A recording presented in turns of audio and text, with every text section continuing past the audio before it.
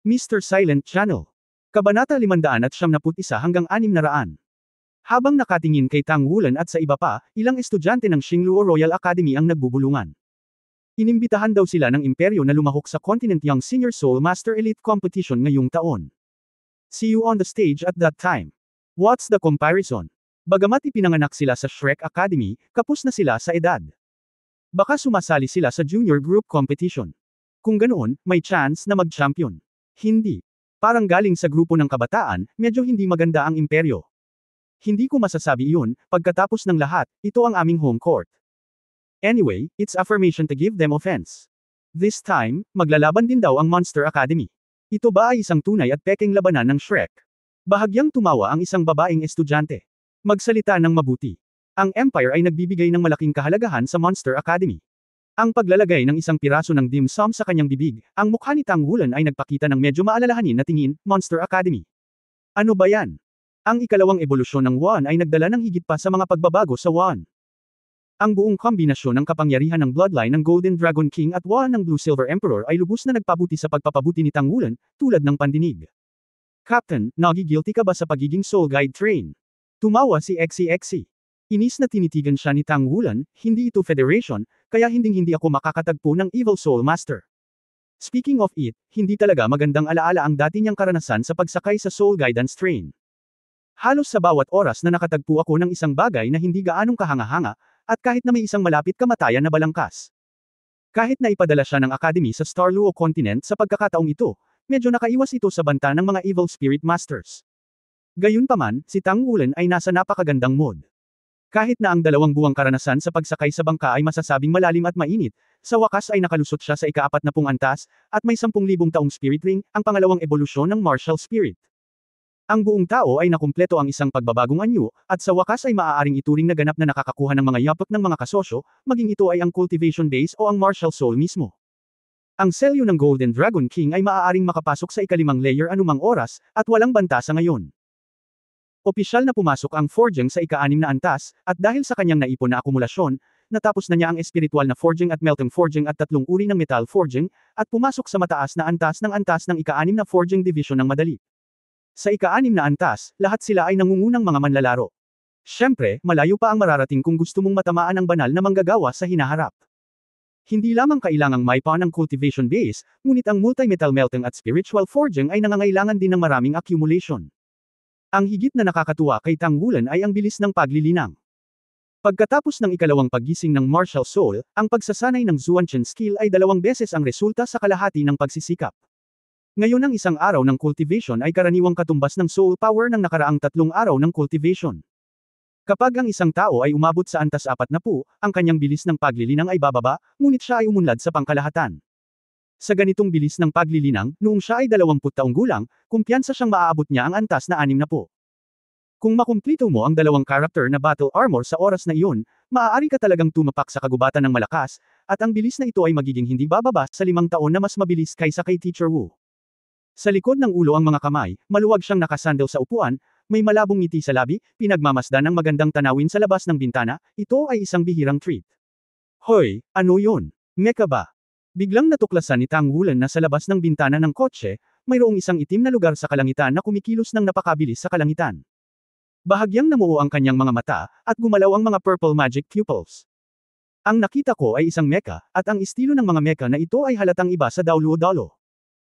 Ang Soul Guidance Mecha sa Daoluo Continent ay karaniwang mga humanoids, ngunit ang mga mecha na lumitaw sa kanyang mga mata sa oras na ito ay may iba't ibang hugis, na nagpapakita ng hitsura ng iba't ibang mga hayop, na kakaiba. Ito ang mecha ng Star Luo Empire. Ha, ano ang mga light spot na iyon? Biglang nakita ni Tang Wulan na mula sa mga mecha na iyon, lumiwanag ang mga light spot. Sa sandaling ito, ang matandang Kai, na nakaupo sa kanyang upuan na nakapikit at nagpapahinga, ay biglang nagmulat ng kanyang mga mata at ibinaling ang kanyang ulo upang tumingin sa labas ng bintana. Atake ng kaaway. Sumigaw si Tang Wulan at biglang tumalon mula sa kanyang upuan. Hindi lang siya ang nag-react, isang malamig na hininga ang biglang bumuga mula sa front seat, at pagkatapos, isang malamig na liwanag ang tumama sa tuktok ng karwahe sa loob ng 1 linggo. Biglang may kotse sa itaas ng lahat, at ang tuktok ng karwahe na ito ay inalis, at pagkatapos, ang hangin ay biglang pumasok. Sa sandaling kumislap si Wu Changkong, hinawakan niya si Tang Wulan, tinamaan sa lupa ang kanyang mga daliri sa paa, at umangat sa hangin. Sa kritikal na sandali, ang kanyang sariling mga katangian ay nahayag. Sa susunod na sandali pagkatapos na pabugbugin ni Tang Wulan ang pag-atake ng kaaway, ang mga asul na pilak na damo ay dumagsa at buhol-buhol sa kanyang mga kasosyo. At walang ibang nataranta. Naglabas si Guyu ng Saiyan Halo na sumasakop sa buong karwahe, na nagpapagaan sa pakiramdam ng lahat ng nasa karwahe. Sa susunod na saglit, si Wu Changkong ay umangat na sa langit, at ang katawan ni Tang Wulan ay nayanig, at ang mga asul na pilak na damo na makapal ang mga braso ay yumanig paitaas, na inilabas ang lahat ng kanyang mga kasama sa karwahe. Hindi lamang ang mga tao ng Shrek Academy, tinakpan din ng kanyang asul na pilak na damo ang mga natarantang estudyante ng Star Luo Royal Academy. Ang mga estudyante sa panig ng Shrek Academy ay nagtulungan sa unang pagkakataon. Gayunpaman, ang mga estudyante ng Star Luo Empire ay ganap na hinayla ni Tang Wulan. Biglang may lumabas na kakaibang eksena sa Soul Guidance Train. Bumangon ang isang puti at malamig na figure. Hinayla niya ang isang tao sa kanyang kamay. Ang maitim na asul na baging ay inilabas mula sa taong ito, at isang grupo ng mga ito ang lumabas mula sa ibaba. Mga tao. Ito rin ang ebolusyon ng martial spirit ni Tang Wulan. Noong nakaraan, sa lakas ng asul na pilak na damo, sabay-sabay na hinihila ang napakaraming tao palabas, lahat ay umaasa sa lakas ng braso ni Tang Wulan, natatakot ako na mahirap itong kumpletuhin sa pagmamadali. Sa susunod na sandali pa lamang na lumikas sila palabas ng karwahe, isang marahas na dagandong ang umalangaw-ngaw sa ilalim nila. Ito ay malinaw na mga shell na ginagabayan ng kaluluwa na direktang bumubuhos sa tren na gabay ng kaluluwa. Mayroong daan-daang mga meka na lumilipad sa malayo, at ang nangungunang meka ay kamanghamanghang pula. Gayunpaman, hindi tulad ng pulang meka ni Makino, ang pulang meka na ito ay mukhang isang gashok, na nakabuka ang mga pakpak nito, at ang bilis nito ay napakabilis. Halos kasabay nito ang pagsabog, lumitaw na ito sa itaas ng Soul Guidance Train. Ang marahas na pagsabog ay pinaikot ang lahat ng mga karwahe ng Soul Guidance Train sa parehong oras. Alam mo, sa espesyal na tren na ito, maraming miyembro ng misyon mula sa Daoluo mainland side. Matapos makapasok ang embahada sa Star Luo Continent, bagamat ito ay nakakalat sa Coastal City, hindi bababa sa kalahati nito ay papunta sa Star Luo City, na lahat ay nasa Soul-guided train na ito. Ngunit sa sandaling ito, isang kakaibang eksena ang lumitaw. Ang mga patong ng pilak na liwanag ay kumalat sa nahuhulog na tren na gabay ng kaluluwa, at ang pagsabog ng apoy ay mabilis na napatay. Pagkatapos ng serye ng airborne roll, bumagsak ang Soul Guide train. Ngunit ang buong tren ay nahulog sa lupa sa ilalim ng pilak na ilaw. Ang mga nakaraang pagsabog ay halos nasa ibabaw ng tren. Bagamat ang tren mismo ay nasira sa maraming lugar, hindi ito nasira gaya ng inaasahan ng mga sumalakay. Kaagad pagkatapos, isang maliwanag na pilak na sinag ng liwanag ang biglang bumangon sa hangin, at dumiretso sa pulang meka mula sa langit, bumaril palayo. Ang bilis ng pulang meka ay masyadong mabilis, at ang hangin ay tila isang multo. Sa sandaling ito ay kumikislap, ito ay lumitaw na ilusyon daan-daang metro ang layo, iniiwasan ang pilak na liwanag na pumutok. Sunod-sunod na bumukas ang mga bubong ng mga tren na gabay ng kaluluwa, at mabilis na lumabas ang isang grupo ng mga figure. Sa ilang sandali, ang mga gabay ng kaluluwa ng iba't ibang kulay ay nagniningning ng maliwanag. Mabilis na lumabas ang isang mecha mula sa Soul Guide train.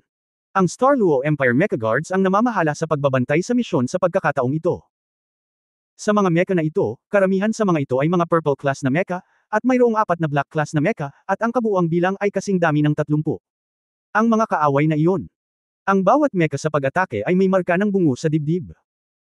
Ang pinakakapansin-pansing bagay tungkol sa bungo ay ang berdeng pattern na parang apoy na nasusunog sa mga socket ng mata. Napaka-weird. Ang matandang Kai ay bumangon sa kawalan, ang pilak na buwan ay nagniningning, at ang kanyang hininga ay nakalok sa antas ng Diyos na mecha ng kaaway. Sa ilalim ng kanyang proteksyon na ang tren na ito na ginagabayan ng kaluluwa ay hindi dumanas ng mapangwasak na sakuna. Ngunit gayunpaman, maraming tao sa buong misyon ang nasugatan sa nakaraang pag-rollover ng Soul Guidance train. Kinagat ni Tang Wulan ang kanyang mga ngipin at tumingin kay Xie, you crow mouth. Sinabi ni Xie na may inosenteng tingin, boss, hindi ko ito uwak, ito ang iyong mapalad. Malamig na sinabi ni Wu Changkong, huwag kang magsalita ng walang kaparirikon, protektahan ang iyong sarili, pumunta sa mga karwahe at tingnan, at iligtas ang mga ordinaryong tao. Maaaring walang Soul Master sa Soul Guide train, maging staff man ito o ilang ordinaryong pasahero, lahat sila. Mga ordinaryong tao lang. Pagkatapos ng pag-ikot ng tren ngayon, hindi ko alam kung ano sila ngayon. Nakarating na ang lahat sa oras na ito. Mabilis na napanatili ng 8 estudyante ng Shrek Academy ang kanilang pormasayon. Nasa harap si Tang Wulan, nasa tabi niya sina Yuanan Yahui at Ye Xinglan, at nasa magkabilang gilid sina Le Zhenggayo at Xie. Nasa likod ni Tang Wulan si Guyu, at nasa likod sina Xu Xiaoyan at Xu Lizi. Halika, iligtas natin ang mga tao. Binati ni Tang Wulan, at naunang tumakbo patungo sa Soul Guide Train. Sa oras na ito, ang mga estudyante ng Xingluo Royal Academy na pinakawalan ni Lan Yingkao ay hindi pa ganap na nagpapatatag ng kanilang mga emosyon, ang ilan ay tila blanko, at ang ilang mga mata ay puno ng takot. Obviously, hindi pa nila na-encounter ang ganoong sitwasyon. Talagang si Tang Wulan ang pinaka-kalmado sa kanilang lahat. Kahit na ang sitwasyon sa harap mo ay hindi mukhang napakaganda, hindi bababa sa Kai Lao, isang super Daoluo, ang namamahala. Kasama si Lao Kai, hindi kailangang mag-alala ng labis ang mga pulang meka sa antas ng Diyos ng kaaway. Kahit na sa pangkalahatan ang bilang ng mga kaaway ay napakalaki. Gayunpaman, mayroon ding maraming Soul Master sa kanyang panig, pati na rin ang Mecha Brigade ng Star Luo Empire. Posible pa ring lumaban ng bahagya. Ang tanging nakapagpa-depress sa kanya ay wala na si Makino sa misyon. Pagkarating kaagad sa Xingluo Continent, sinabi ni Muya na lilingon siya sa paligid, at hahanapin siya sa kabisera ng Xingluo Empire. Kung hindi, kay Teacher Makino, ano ang mga kaaway na ito? Dahil pinanood ni Tang Wulan ang laban ni Muya noong nakaraang pagkakataon, maingat niyang nakalkula ang lakas ni Muya. Sa mga espesyal na kakayahan ng sekta ng ontolohiya, tiyak na mas malakas si Teacher Muya kaysa kay Kai Lao, at siya rin ang pinakamataas na antas sa Daoluo Continent. Hindi kaya hindi ka makakasakay sa Soul Guidance Train. Labis na nanlumo si Tang Wulan. Ito ay hindi naging maayos minsan. Sa oras na ito, nakarating na siya sa harapan ng nasirang Soul Train, isang gintong liwanag ang bumungad sa kanyang katawan, mabilis na lumaki ang kanyang kanang braso, at natakton ng kanyang kaliskis ang halos itaas na bahagi ng kanyang katawan at kanang braso. Ang dugo ay pinakawalan, at ang mga kuko ng gintong dragon ay direktang humawak sa gilid ng tren ng kaluluwa sa kanyang harapan. Pader. Then with a jerk, pinunit niya yung tagiliran niya. May bintana. Nang makita ang marahas na anyo ni Tang Wulan, hindi maiwasan ni Yuan and Yahui na paalalahanan siya. Sinuntok niya, binasag ang bintana, at tumalon. Xinglan, Zhenggayu, nasa labas ka para harangin ang mga posibleng pag-atake, Lizzie at Xiaoyan, nagtutulungan ka. Guyu, nasa labas ka rin. Pumasok si XCXC kasama namin ni Yuanen para iligtas ang mga tao. Gumawa ng simpleng assignment si Tang Wulan, at siya ang unang nakapasok sa Soul Guidance Train. Magulo ang loob ng nahuhulog na Soul Guidance Train, at may mga mantsa ng dugo sa iba't ibang sirang kagamitan, bintana, at maraming lugar. Hindi nagtagal, natagpuan ni Tang Wulan ang dalawang sugatan dahil sa pag-ungol, at agad silang niyakap at tumakbo palabas ng Soul Guidance Train. Sa labas, kinuha ni Ye Xinglan at Shu Lizzie ang mga sugatan at pinaalis sila. Nag-react din ang mga estudyante ng Xingluo Royal Academy sa oras na ito, at tumakbo din sila para tumulong. Bago sila makalapit, nakita nila na sa di kalayuan, ilang mga artillery shell na ginagabayan ng kaluluwa ang dumaan sa kanilang defensive line at lumipad patungo sa gilid na ito. Soul Guidance Cannonball. Bulalas ng boses ng babae mula sa Xingluo Royal Academy. Ngunit sa kanyang paningin, isang silver light ang kumislap, at si Guyu, na nakatayo sa labas ng Soul Guidance Train, ay biglang nawala. Nang muli siyang lumitaw, narating na ni Guyu ang tuktok ng Soul Guidance Train. Ang apat na bilog ng mga spirit ring ay tumaas, at ang baras ng elemento sa kamay ni Guyu ay sumabog sa maliwanag na liwanag, at ang pinakataas na hiyas ay naging kakaibang asul, at ang mga masa ng asul na bowl ang apoy ay lumipad palabas at lumipad patungo sa mga kanya na ginagabayan ng kaluluwa. Lumipad si Ye Xinglan sa bubong ng kotse, hawak ang Star God Sword, binabantayan si Guyu. Sa gitna ng dagandong, ang alon ng hangin ay gamulong, at ang shell na ginagabayan ng kaluluwa ay sumabog sa hangin. Ang liwanag ng bituin ay nag-intertwine sa isang malaking lambat, na hamarang sa harapan ni Guyu at Ye Xinglan, na bumagsak sa shockwave. Si Zhenggayu ay isang hakbang na mas mabagal kaysa kay Ye Xinglan, at nasa bubong na siya ng kotse. Magkatabi ang tatlo. Ang elemental staff sa kamay ni Guyu ay parang Soul Guidance Cannon, na may mga sinag ng liwanag na patuloy na kumikislap. Ang asul na apoy na pabilog na apoy ay may pinakamalakas na lakas ng pag-atake, ang talam ng hangin na lumilipad sa pinakamalayo, at ang higanteng ice cone na may pinakamalakas na kapangyarihang tumagos. Ang mga pangmatagalang pag-atake ng iba't ibang mga katangian ay patuloy na bumubuhos, na perpekto para sa pagharang ng mga shell na ginagabayan ng kaluluwa. Paminsan-minsan, isang pag-atake tulad ng Soul Guide Ray ang lumipad, at lahat sila ay hinaranggan ni Ye Xinglan at Zhenggayu. Ilipat ang kaliwang karwahe ng paalang. Ang boses ni Tang Wulan ay nanggaling sa ibaba. Mabilis na lumipat sa kaliwa ang tatlo. Ibig sabihin, nailigtas na ang naunang karwahe. Makipagtulungan sa kanila upang iligtas ang mga tao. Sumigaw ang pinuno ng Xingluo Royal Academy, at tinulungan nila ang lahat sa Shrek Academy na dalhin ang mga sugatan na iniligtas nila ni Tang Wulan sa malayong lugar. Sa oras na ito, ang labanan sa himpapawid ay naging mas matindi. Ang pulang ilaw at ang pilak na ilaw ay patuloy na kumikislap sa pinakamataas na kalangitan, at ang banggaan ng dalawang nangungunang powerhouse ay naging sanhi ng patuloy na pagbabago ng mga kulay sa kalangitan. Sa pangunahing larangan ng digmaan, ang sitwasyon ay hindi optimistiko. Ang papasok na kalaban ay halatang handa ng gusto, na may malakas na firepower, at ang kabuuang lakas ng mecha ay napakalakas din. Bilang karagdagan sa isang pulang mecha, mayroong 8 itim na mecha, higit sa 30 purple na mecha, at higit sa 100 dilaw na mecha. Ang kanilang mech group ay naglunsad ng isang mabangis na pag-atake. Bagamat hindi mahina ang combat effectiveness ng Star Luo Empire Mecha Brigade, may malaking agwat pa rin sa kabuuang lakas. Grabe ang dami. Sa makatuwid, maaari lamang nilang harangan ang bahagi ng pag-atake ng kalaban. Sa mga Spirit Masters ng misyon, mayroong 7 na may cultivation level na 7 ring o higit pa, ngunit ang pinagsamang epekto ng iba ay hindi kasing ganda ng kay Wu Changkong, na nakasuot na ng Heavenly Ice Battle Armor. Si Wu Changkong ay nasa himpapawid, bumubukas at sumasara ng patayo at paalang, ang Tianshuang sword sa kanyang kamay ay naging isang higanteng espada, na humaharang sa isang malaking bilang ng mga pangmatagalang pag-atake, at binabantayan ang mga taong Shrek sa ibaba hanggat maaari. Sa kasalukuyang sitwasyon, imposibleng mag-counter-attack, at medyo mahirap na bahagya ang pagharang sa atake ng kalaban. Ang firepower ng daan-daang mechas ay hindi na masasabing mabangis. Sa loob ng ilang panahon, ang lahat ng kalapit na espasyo ay natakpan ng nakakatakot na pagbabago-bago ng enerhiya. Boom! Ang isang shell na ginagabayan ng kaluluwa sa wakas ay tumawid sa blockade at sumabog sa isang seksyon ng karwahe na malayo sa tangulan at sa iba pa. Biglang bumangon ang apoy mula sa karwahe, at ang nakakatakot na puwersa ng pagsabog ay marahas ding ginulat ang iba pang mga karwahe. Si Tang Wulan at ang iba pa ay nagligtas ng 12-dosenang tao mula sa karwahe. Wulan, baka hindi na ako makatiis, lumabas ka kaagad. Sigaw ni Gu Yu, nakatayo sa bubong ng kotse. Sa Star Luo Empire Mecha Brigade, ilang mecha ang nawasak, at ang sitwasyon ay lumalala at lumalala. Kahit na ang higanteng hugis agila na pulang mech ng kaaway ay malayo sa likod ni Kai Lao sa lakas, ang bilis nito ay napakabilis, at ang pag-atake nito ay napakatalim. Si Kai Lao ay nasalikop dito at hindi makaalis dito ng ilang sandali. Bukod dito, ang labanan sa pagitan ng dalawang superpower ay hindi nang ahas na maging masyadong malapit sa lupa, kung hindi, ang resulta lamang ay maaaring magdulot ng mapangwasak na sakuna. Iniligtas ni Tang Wulan ang 2 pang tao mula sa karwahe. Sa oras na ito, mayroon pa ring 5 karwahe na hindi hinanap at nasadjap. Sumuko ka, tumalikod at tumakbo. Sa kanilang mga kakayahan, natural na mas madaling mabuhay. Gayunpaman, lahat ng iyon ay mga sariwang buhay. Tumingin si Tang Wulan sa hangin at sumigaw sa malalim na boses, lahat ay outres. Sabay kuha ng kung ano sa braso niya at mabilis na pinaandar. Sumigaw siya para umatras, ngunit ang iba ay sumugod na sa ibang karwahe. Ang pangunahing larangan ng digmaan ay nagbago din sa oras na ito. Mabilis na bumaril ang mga silhouette mula sa malayo, at sa wakas ay hindi na nasisiyahan ang mga mecha ng kalaban sa malalayong pag-atake. Matapos nilang ganap na sugpuin ang misyon, ang mga mecha sunod-sunod nilang inilabas ang kanilang mga sandata at mabilis na pumasok. Ang ganap na kalamangan sa dami ay nagbibigay sa kanila ng lakas ng isang antas ng pagdurog. Ang malamig na boses ni Wu Changkong ay nagmula sa hangin, umuwi ka. Kunin mo ang mga sugatan at mauna ka.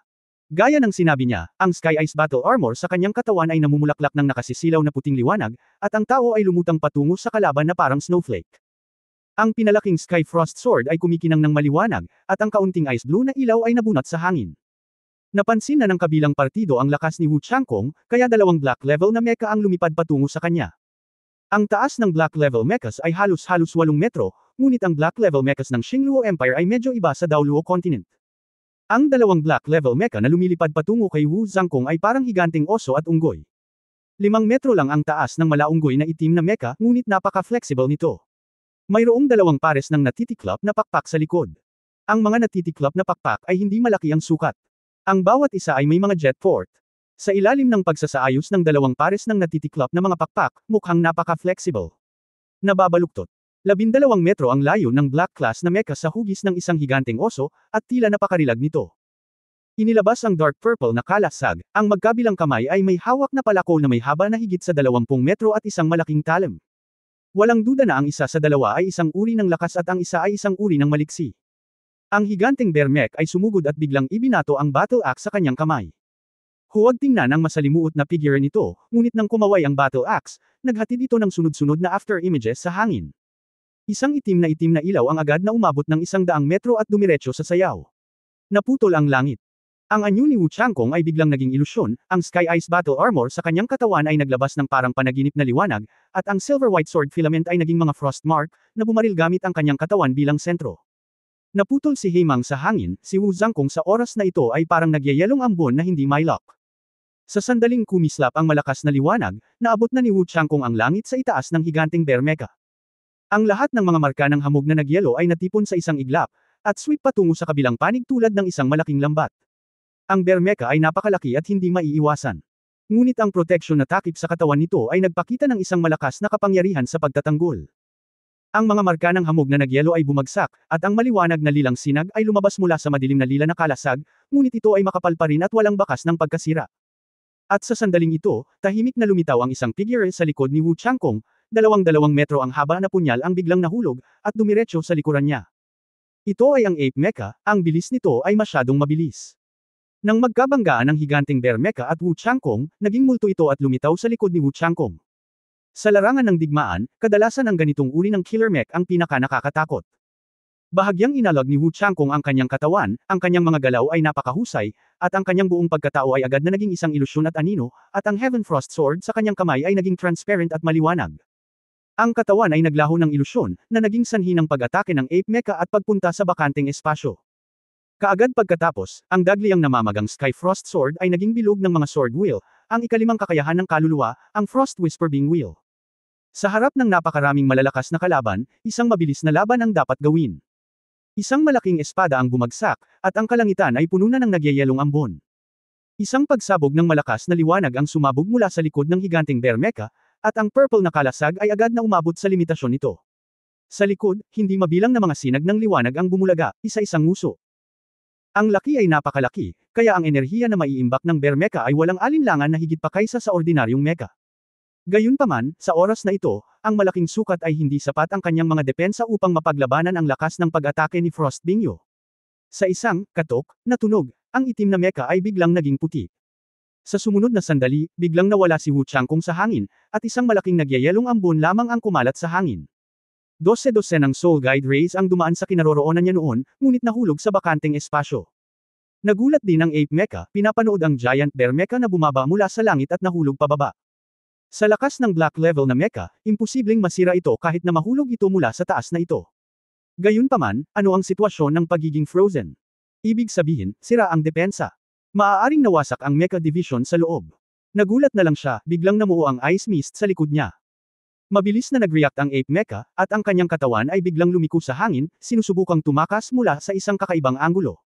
Ngunit ang lahat ng ambon ng yelo na kumalat sa hangin sa isang iglap ay napalitan ng mga marka ng hamog na nagyelo at biglang binawi, tulad ng isang malaking lambat na nakakulong dito. Frost Bingyo, Tianshuang Slash. Ang kombinasyon ng dalawang kakayahan ng kaluluwa ay naging isang kumikinang na liwanag ng espada at naglaho.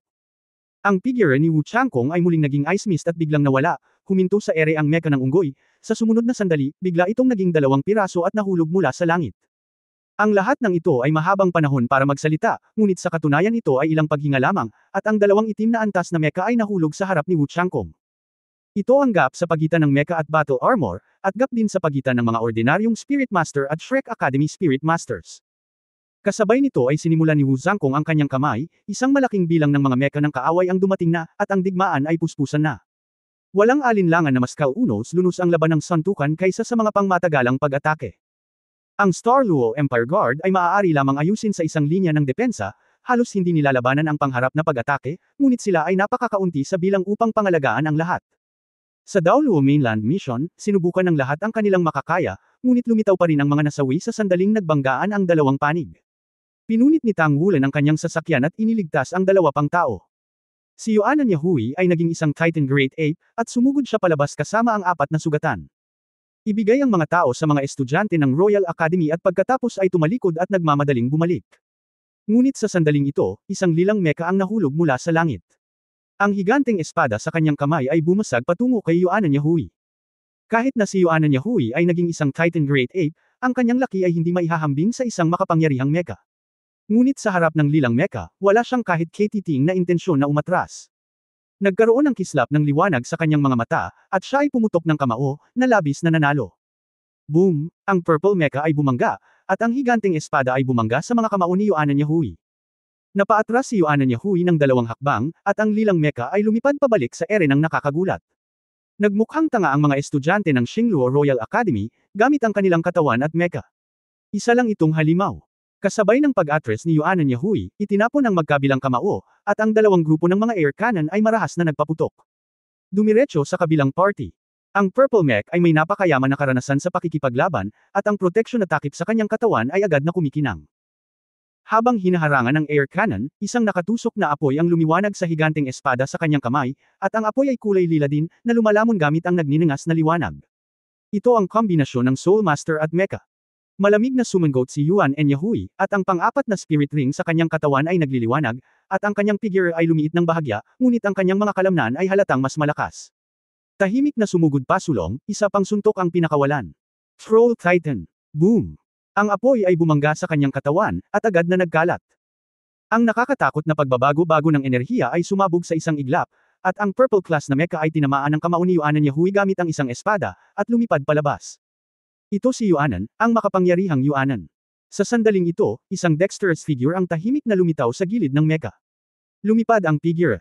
Ang lilang mecha, na kumokontrol sa balanse, ay biglang nagyelo, at sa susunod na sandali ay nahulog ito mula sa langit at tumama sa lupa. Inilagay ni XCXC ang kanyang daliri sa mecha ng kaunti, bumaligtad sa hangin, at pagkatapos ay lumapag muli sa Soul Guidance Train. At the same time, hindi ko nakalimutang mag-thumbs up kay Yuanan Yahui. Sumulyap si Yuan Anbay sa kanya, ngunit mas naging solemn na ang kanyang mukha, dahil sa mga oras na ito ay mahigit 10 mecha ang lumilipad patungo sa kanila. Kabilang dito ang isang itim na mecha, 4 na purple na mecha, at ang iba ay mga dilaw na mecha. Malinaw, nalaman din ng kalaban na medyo mahirap silang harapin. Ang malakas na lakas ng labanan ay direktang ipinadala. Ang lahat sa Shrek ay hindi natatakot sa mga mecha sa antas ng purple at mga mecha sa antas ng dilaw. Ngunit nang ang mecha ay na-upgrade sa itim na antas, ito ay ganap na sa ibang mundo. Ang taong kumokontrol sa black level mecha ay dapat na hindi bababa sa 6-string Soul Emperor level powerhouse. Ang Soul Emperor kasama ang black level mecha, ang combat effectiveness nito ay may isip. Ibigay mo sa akin ang itim. Ang iba ay sa iyo. Ang boses ni Qingyu ay tumunog mula sa tren, at dalawang figure ang lumipad palabas ng karwahe, lumilipad patungo sa mga estudyante ng Xingluo Royal Academy na sumugod sa kanila. Kaagad pagkatapos, isang gintong figure ang bumangon sa kalangitan at pumunta sa gilid ni Yuan Enyahui. Si Tang Wulan iyon. Malakas siyang humakbang sa tuktok ng karwahe gamit ang kanyang mga paa, at nasa ere na ang tao. Nakalabas ang dalawang kamay, ang dalawang Blue-Silver Emperor Vines ay lumipad ng diretsyo sa direksyon ng itim na mecha. Si Feng Lin ay isang kilalang black-level mecha sa Green Skull Resistance Organization. Siya ay 27 taong gulang sa taong ito, ngunit ang kanyang paglilinang ay umabot sa antas ng Soul Emperor, at siya ang magiging bituin ng organisasyon. Ang hinaharap ay makakaapekto sa pagkakaroon ng mecha division sa antas ng Diyos. Gusto na niya ang mga mecha mula pa noong bata siya. Araw-araw siyang nakikipag-ugnayan sa mga mecha mula noong siya ay 3 taong gulang. Karaniwan siyang natutulog sa mga mecha. Para sa kanya, ang mecha ay simpleng bahagi ng kanyang katawan. Upang maging isang makapangyarihang mecha master, sinimulan niyang linangin ng masigasig pagkatapos magising ang kanyang espiritu. Mula sa murang edad, nagsimula siyang matutunan kung paano kontrolin ang mecha habang nililinang ang kanyang martial soul. Wala siyang anumang mga sub-profession, at hindi rin niya sinubukang matuto ng anumang mga sub-profession sa nakaraan. Para sa kanya, sapat na ang organic armor. Tiyak na makapangyarihan ang Armor Master, ngunit lagi niyang iniisip na paano maihahambing ang personal na lakas ng Soul Master sa kapangyarihan ng teknolohiya. Ang teknolohiya ng mecha ay umuunlad. Naniniwala siya na balang araw malalampasan ng mecha ang battle armor at magiging pinakamakapangyarihang pag-iral. Sa edad na 26, natalo niya ang maraming kakumpetensya sa organisasyon at sa wakas ay nakakuha ng sarili niyang black level mecha. Sa oras na iyon, natulog siya sa black level mech sa loob ng 3 araw at gabi. Ang kanyang layunin ay maging pinakamakapangyarihang mecha division sa Star Luo Continent, hindi isa sa kanila. Nagsumikap din siya sa direksyong ito. Ang operasyong ito ay inayos matagal na ang nakalipas, at ang organisasyon ay umasa sa lakas ng antas ng pagdurog upang atakihin ang mga misyon mula sa Daoluo Continent. Ang Star Luo Empire ay makapangyarihan, at ang mga organisasyong panlaban ay nagpupumilit na mabuhay. Kailangan nila ng mga panlabas na puwersa upang makagambala sa opisyal na atensyon, upang mabigyan sila ng mas maraming oras ng paglago at espasyo sa pamumuhay. Walang alinlangan, ang pressure na may dudulot ng Daoluo Continent ang magiging pinakamahirap para sa Star Luo Empire. Sa makatuwid, ang kanilang gawain sa oras na ito ay sirain ang buong Daoluo Mainland Mission. Upang pukawin ang contradiction sa pagitan ng dalawang kontinente. Ang pagsalakay ay mahigpit na confidential. Bago ito nagsimula, lahat ng komunikasyon ay hinarangan, at karamihan sa mga tao ay hindi alam kung ano ang target ng operasyon. Ang fixed-mounted soul-guided shell ay ginagamit para sa malayuang pag-atake, direktang pambobomba sa mga soul-guided na tren, at mga espesyal na shell na ginagamitan ng mga signal ng radar. Oo naman, nagtagumpay ito sa isang suntok. Pero ang hindi ko inaasahan ay may isang malakas na tao sa misyon na kayang protektahan ang karwahe gamit ang sarili niyang lakas. Nalaman na nila sa pamamagitan ng inside line noon pa na mayroong Super Daoluo sa Daoluo Mainland Mission. Yung iba hindi malinaw. Ngunit sa pagkakataong ito mayroon din silang mga mecha sa antas ng Diyos na darating para hawakan ang linya. Hindi naging maayos ang sumunod na sitwasyon gaya ng inaasahan nila. Pagkatapos ng maikling palitan ng putok, kahit na ang kalaban ay napigilan ng malakas na firepower, ang mga nasawi na dinala sa Daoluo Mainland Mission ay napakalimitado. Karamihan sa mga miyembro ng Daoluo Continental Mission ay mga Spirit Master, at mayroon silang malaking antas ng pagiging epektibo ng labanan. Bilang karagdagan, ang Mecha Squadron ng Star Luo Empire ay matatag. Hindi makaatake ng ilang sandali. Ang oras ay hindi naghihintay ng sinuman, ang signal ng misyon para sa tulong ay dapat na naipadala, at ang mga reinforcement ay darating sa napakaikling panahon.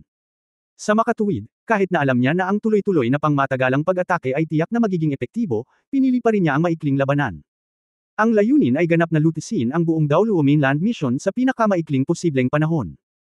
Napansin ito ni Feng Linwan kanina, ngunit ang napansin niya ay si Guyu, tulad ng isang turret na ginagabayan ng kaluluwa, malinaw na walang mecha augmentation, at ang wand sa mga kamay ng batang babae na tila bata ay patuloy na sumabog. Si Rey, na-intercept ang karamihan sa mga pag-ataking nagmamadali dito. Kaya naman nagkusa siyang imbitahan si Ying at dumiretso sa direksyong ito. Nang makitang lalapit na siya sa karwahe, iniunat niya ang kanyang mga kamay sa likuran niya, at ang dalawang Warhammer ay nahulog sa kanyang mga kamay.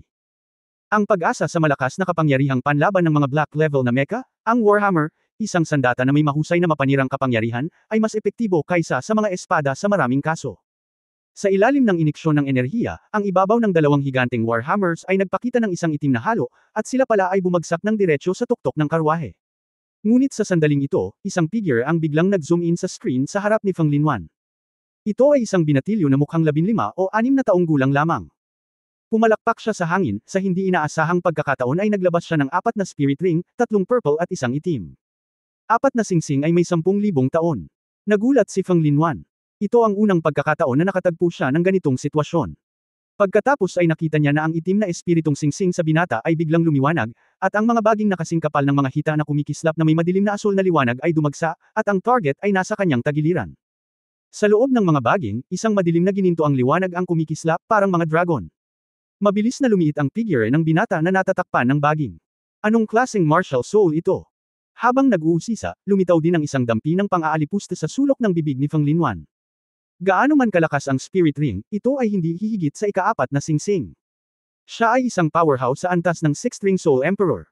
At sa kaso ng Black Level Mechas, paanong ang kalaban ay kalaban niya? Ang Black Level na mecha ay biglang nagbago mula sa orihinal na high-speed na epekto tungo sa pag-hover. Ang kanang kamay na Warhammer ay lumabas, tulad ng isang mabigat na artillery, at diretsyong lumipad patungo sa direksyon ni Tang Wulan. Ang paboritong paraan ng pag-atake ni Feng Linwan ay ang pagdurog ng ganap na kapangyarihan. Siya mismo ay isa ring power-type War Spirit Master. Ang pagtagumpayan ng mga tao ang siyang pinakamagaling. Sa sandaling lumipad ang itim na Warhammer, ang nakapalibot na espasyo ay tila gumuho, na naging sanhi ng pagbaluktot ng hangin, at ang malakas na inapi na hangin ay gumawa ng mahinang pagsabog. Ang mga nakatali na baging ay tila walang masyadong malakas na panlaban sa harap ng higanteng martilyo, at sunod-sunod silang binawi. Ngunit ang kakaibang eksena ay lumitaw sa susunod na sandali. Ang malalaking, binawi na mga baging na hinabi sa isang malaking lambat sa hangin. Ang higanteng martilyo ay talagang puno ng kapangyarihan. Matapos mag-drill sa malaking lambat ay agad itong umatras at itinaas ngunit bumagal din ang momentum ng higanteng martilyo. Ang malaking lambat ay gumagalaw ng paalang at yumanig ito ng paalang, at sa tulong ng paraan ng pagbabawas ng lakas nito, bigla itong nakatiis sa pambobomba ng higanteng martilyo. Ha! Isang dampi ng sorpresa ang lumitaw sa mga mata ni Feng Linwan. Ang kanyang Warhammer ay hindi isang ordinaryong pag-atake ng kapangyarihan, at mayroon din itong mga katangian ng kanyang sariling martial arts na nakakabit dito, na basag. Kapag na-hit, ang mapanira na espesyal na epekto ay sasabog. Sa pangkalahatan, ang mga taong nag-head-on ay mamamatay ng malungkot. Gayunpaman, nang ang Warhammer ay inilagay sa malaking web ng magkakaugnay na mga baging, isang asul-gintong liwanag ang malinaw na nagliliwanag sa mga baging, at malabo na nakikita na tila may mga meridian at buto sa mga baging. Pagkatapos ay tinanggal ang lakas ng pag-atake sa higanteng martilyo. Habang nakasimangot si Feng Linwan, gumalaw ang Black Level Mecha gamit ang kanyang kanang kamay at lumipad pabalik ang higanteng martilyo. Dahil ang kanyang pares ng mga higanteng martilyo ay maaaring maghagis ng isang pag-atake, natural na mayroong isang nakuhang hanay ng gabay ng kaluluwa sa loob nito. Ngunit sa sandaling ito, isang baging ang biglang pumulupot sa hawakan ng sledgehammer. Pagkatapos, biglang lumitaw ang figure ng binata na nakita kanina, at lumipad siya papunta dito sa tulong ng lakas ng paghila ng baging. Sa itaas ng sledgehammer, Ang Black Level Mecha Pair ng higanting martilyo ay 5 metro ang layo mula sa hawakan. Ang ulo ng martilyo ay may diameter na higit sa 2 metro. Napakalaki nito. Binuksan ng bata ang sledgehammer, mukhang napakaliit. Ang malaking lambat na nabuo ng mga baging ay mabilis na nakalas at bumungad sa kanyang katawan, na nagkalat ang mga ngipin at mga kuko nito na parang pugita na maraming galami. Naghahanap ng kamatayan. Malamig na umungol si Feng Lin sa gabi, sinusubukang gamitin ang aking martilyo para lapitan ako. Ang abacus na ito ay mahusay na nilalaro. Pagkatapos ay hayaan kang makalapit. Ang itim na ilaw ay kumislap, sa tabi ng Black Level Mecha ni Feng Linwan, isang itim na figure na may taas na 5 metro ang biglang lumitaw. Ito ay isang maitim na pilak na higanting oso na naglalabas ng itim na liwanag sa kabuuan, at ang mga mata ng higanting oso ay pula. Madilim na pilak na oso. Ang ikatlong kaluluwa ni Feng Linwan ay ang kanyang pinakamakapangyarihang kaluluwa. Bagamat ang Dark Silver Bear ay hindi maihahambing sa Dark Golden Direclo Bear at Dark Golden Bear, ito ay lubhang dalubhasa sa kapangyarihan. Bukod dito, ang mecha ni Feng Linwan at ang Dark Silver Bear ay may magandang kooperasyon.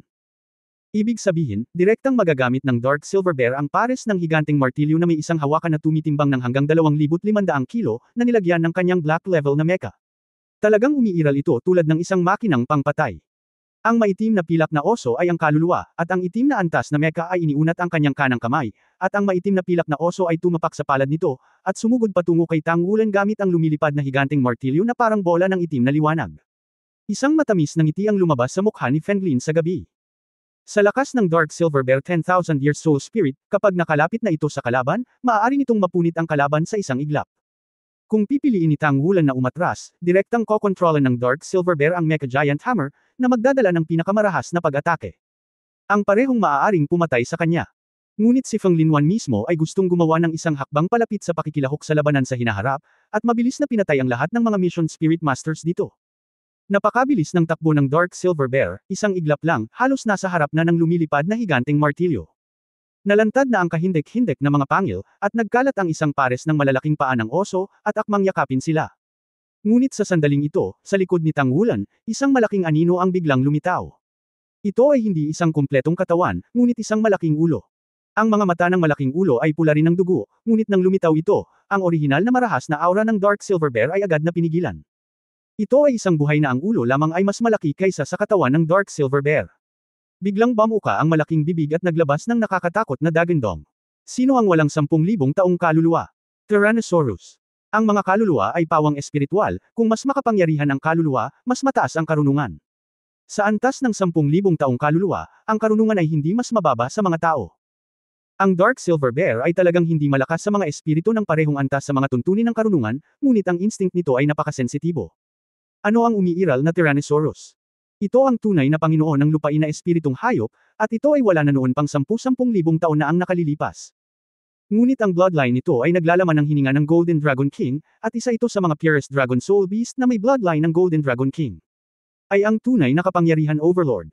Sa makatuwid, nang tumunog ang isang dagandong ng hindi sumusukong kaluluwa ng Tyrannosaurus Rex, ang unang bagay na lumitaw sa puso ni Dark Silver Bear ay takot, matinding takot. Ito ay orihinal na mayabang na sumusubok na umatake, ang kanyang katawan ay biglang kumulo, ngunit ang momentum ay nandoon pa rin, at ito ay hamampas pa rin kay Tang Wulan. Pagkatapos, nakita ni Feng Lin Knight ang isang eksena na nagpatigil sa kanya. Ang binata na nakatayo sa higanting martilyo ay biglang yumuko, ang gintong liwanag ay kumikislap sa kanyang kanang kamay, at ang kanang kamay na may gininto ang kuko ay walang pakundangan na humawak sa hawakan ng itim na higanting martilyo. Alam mo, iyan ay isang higanting martilyo na gawa sa sobrang halwang metal. Ngunit sa harap ng kanyang mga higanting gininto ang kuko, ito ay marupok tulad ng tofu. Pagkatapos, ang higanting martilyo na tumitimbang ng 2,500 kilo, na ipinagmamalaki ni Feng Linwan, ay dinampot ng binata at itinaas sa ere. Sa sandaling ito, ang traksayon mula sa Black Level Mecha ay talagang nabasag niya ng biglaan. Sa madaling salita, sa sandaling ito, ang lakas na ipinakita ng binata ay tiyak na higit sa 10,000 cut-ties. Boom! Hinampas ng higanting martilyo ang Dark Silver Bear. Hindi inakala ng Dark Silver Bear Spirit na ito natatamaan talaga siya ng sledgehammer, na dapat sana ay sandata niya. Noong unang panahon, hindi nito alam kung gaano karaming mga kalaban ang natalo nito sa pamamagitan ng pag-asa sa higanting martilyo, ngunit sa mga oras na ito, talagang naramdaman kung gaano kakilakilabot ang nakatatakot na kapangyarihang iyon nang bumagsak ito sa sarili. Gaano kalalim ang sakit na dulot ng pagdurog ng mga espesyal na epekto. Bang! Ang malaking katawan ni Dark Yingxiong ay direktang binasag ng higanting hammer volley, at binomba patungo sa lupa. Ang puwersa ng paghila sa sledgehammer ay biglang gumaan, at ang black level na mecha ay hinihila pa rin ito, at ito ay lumipad muli. Siyempre, lumilipad ito pabalik kasama ang katawan ni Tang Wulan. Pupunta ako. Hindi napigilan ni Feng Lin na sumabog sa gabi, tao ba ang batang iyon? Tao ba ito? Sa pagtingin kay Tang Wulan, tila nakakita siya ng humanoid Tyrannosaurus. Gayunpaman, upang maging pinakamahusay na rookie sa organisasyon, mabilis na nag-react si Feng Linwan, at mabilis niyang naputol ang traksayo ng higanteng martilyo. Ang sledgehammer na tumitimbang ng 2,500 kilo ay direktang nahulog pababa tulad ng isang libreng pagkahulog. Kasabay nito, ang kanyang sariling figure ay kumislap, ang black level na mecha ay umabot sa gilid ni Tang Wulan, at ang kanyang kaliwang kamay na martilyo ay dumiretso kay Tang Wulan at binasag ito. Gaano ka man kalakas, isa ka ring Panginoon na may 4 na singsing na espiritu, at imposibleng lumipad pa rin sa hangin. Naramdaman ni Tang Wulan ang sandali nang ang higanteng martilyo ay malapit ng mahulog, at marahas na hinayla ang higanteng martilyo sa hangin, at ang kanyang katawan ay umikot ng isang beses, at ang higanteng martilyo ay lumipad patungo sa black level na mecha. Sinamantala ng sarili niyang katawan ang momentum para lumipad palabas. Siya ay nasa 30 metro sa ibabaw ng lupa sa oras na ito. Niyugyug ng black level mecha ang kanyang katawan, iniiwasan ang frontal impact ng higanteng martilyo, at kasabay nito ay muling nagpakawalan ng traksayon at kinuha ang kanyang higanteng martilyo pabalik sa kanyang kamay. Ngunit ang katawan ni Tang Wulan ay lumilipad sa malayo sa oras na ito. Binuksan ang ilang distansya. Kailangang patayin ang Panginoon ng kaluluwa ng tao. Sa murang edad, 4 ang singsing niya, so in the future. Isang masamang tingin ang sumilay sa mga mata ni Feng Linwan, at nakita na niya si Tang Wulan. Sa sandaling ito, isang dilaw na klaseng mecha ang kasabay ng direksyon na lumipad ng baligtad si Tang Wulan. Ang mentalidad ng pagkuha ng bargain ay umiiral sa isipan ng sinuman. Ang dilaw na klase ng mecha na sandata ay isang malaking espada, sa hindi malay, ang malaking espada ay iniindayog, at ito ay direktang humahampas kay Tang Wulan. Ang malalaking Blue-Silver Emperor Vines ay lumabas mula sa likod ni Tang Wulan na parang may mga mata, at ang unang spirit ring ay kumikinang. Paikot-ikot kaagad. Ang higanteng espada ay naglaslas sa mga baging na sumailalim sa Blue-Silver Overlord Transformation, na walang iniwang bakas, at si Dali ay natunaw na. Diretso sa pag-ikot, tumalikod si Tang Wulan at inabot ang mga balikat ng dilaw na mecha. Nagkasalikop ang mga baging, na nagsalikop sa dilaw na klaseng mecha sa isang matibay. Si Feng Linwan at ang kanyang black level na mecha ay sumugod na, at ang mga baging ni Tang Wulan ay pamitik at itinapon ang nakagusot na yellow level na mecha. Kinokontrol ni Feng Linwan ang black level mecha upang agad na bumagal, itinaas ang kanyang kanang paa upang harangan ang yellow level na mecha. Kung tutuusin, ito ay isang kasama. Napakadelikado para sa mecha na mawalan ng kontrol sa hangin, ngunit hanggat ito ay nagpapatatag ng kanyang katawan, ang problema ay maaaring malutas ng mabilis. Ngunit sa sandaling ito, tahimik na lumitaw ang isang figure mula sa baywang ng yellow class na mecha, at nang ito ay kumikislap, umabot ito sa harapan ng black class na mecha na sabungan. Isang mabangis na dagandong ng dragon ang tumunog, at isang gintong ulo ng dragon ang sumabog sa dibdib ng black class na mecha. Habang pinalipad ni Tang Wulan ang yellow level mecha, hinayla siya ng asul na pilak na damo pabalik sa likod ng yellow level na mecha.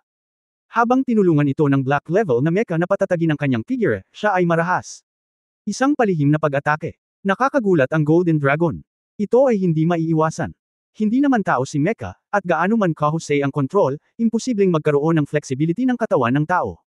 Ngunit ang defensive power ng Super Mech ay nahayag sa sandaling ito. Sa nakasisilaw na itim na liwanag, ang pananggalang nakalasag at ang gininto ang dragon ay sumabog ng magkasama, na nagsabog ng isang nakasisilaw na liwanag. Ang kalapit na dilaw na mecha ay tinamaan ng napakalaking enerhiya, at bigla itong lumipad palabas na parang bola ng kanyan, na nabasag ito patungo sa lupa. Sa wakas ay malapit na, si Tang Wulan ay sumabog din sa sandaling ito. Ang pangalawang singsing ng espiritu sa katawan ay kumikislap, at ang mga bughaw na pilak na tinak ay sumambulat. Nang magbago ang Blue-Silver Overlord, ang mga baging ng Blue-Silver Emperor ay nagmadaling lumabas, tulad ng hindi mabilang na mga spike. Nababaliw na tinusok ang pananggalang nakalasag ng itim na mecha sa hangin. Bumagsak ang enerhiya ng black level na mecha shield, at sa piercing, mayroon ding kakaibang shockwave na sumalakay, nagulat si Feng Linwan nang makitang naging mapurol ang kanyang black level na mecha. Sa pagpapalit ng nakaraang Blue-Silver Grass, syempre hindi ito magagawa ng Blue-Silver Spikes.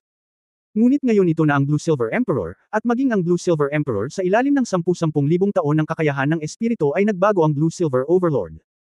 Ang gininto ang liwanag sa katawan ni Tang Wulan ay kumikislap ng marahas, ang gininto ang dragon na katawan ay pinakawalan, at ang kanyang kapangyarihan ay muling lumundag. Sa kanyang mga mata, ang pagpupursige at ligaw na liwanag ay kumikinang. Sa malapitan, kitang-kita ni Feng Linwan ang nakakabaliw na amoy sa kanyang mga mata. Sa unang pagkakataon, lumitaw ang takot sa puso ni Feng Linwan.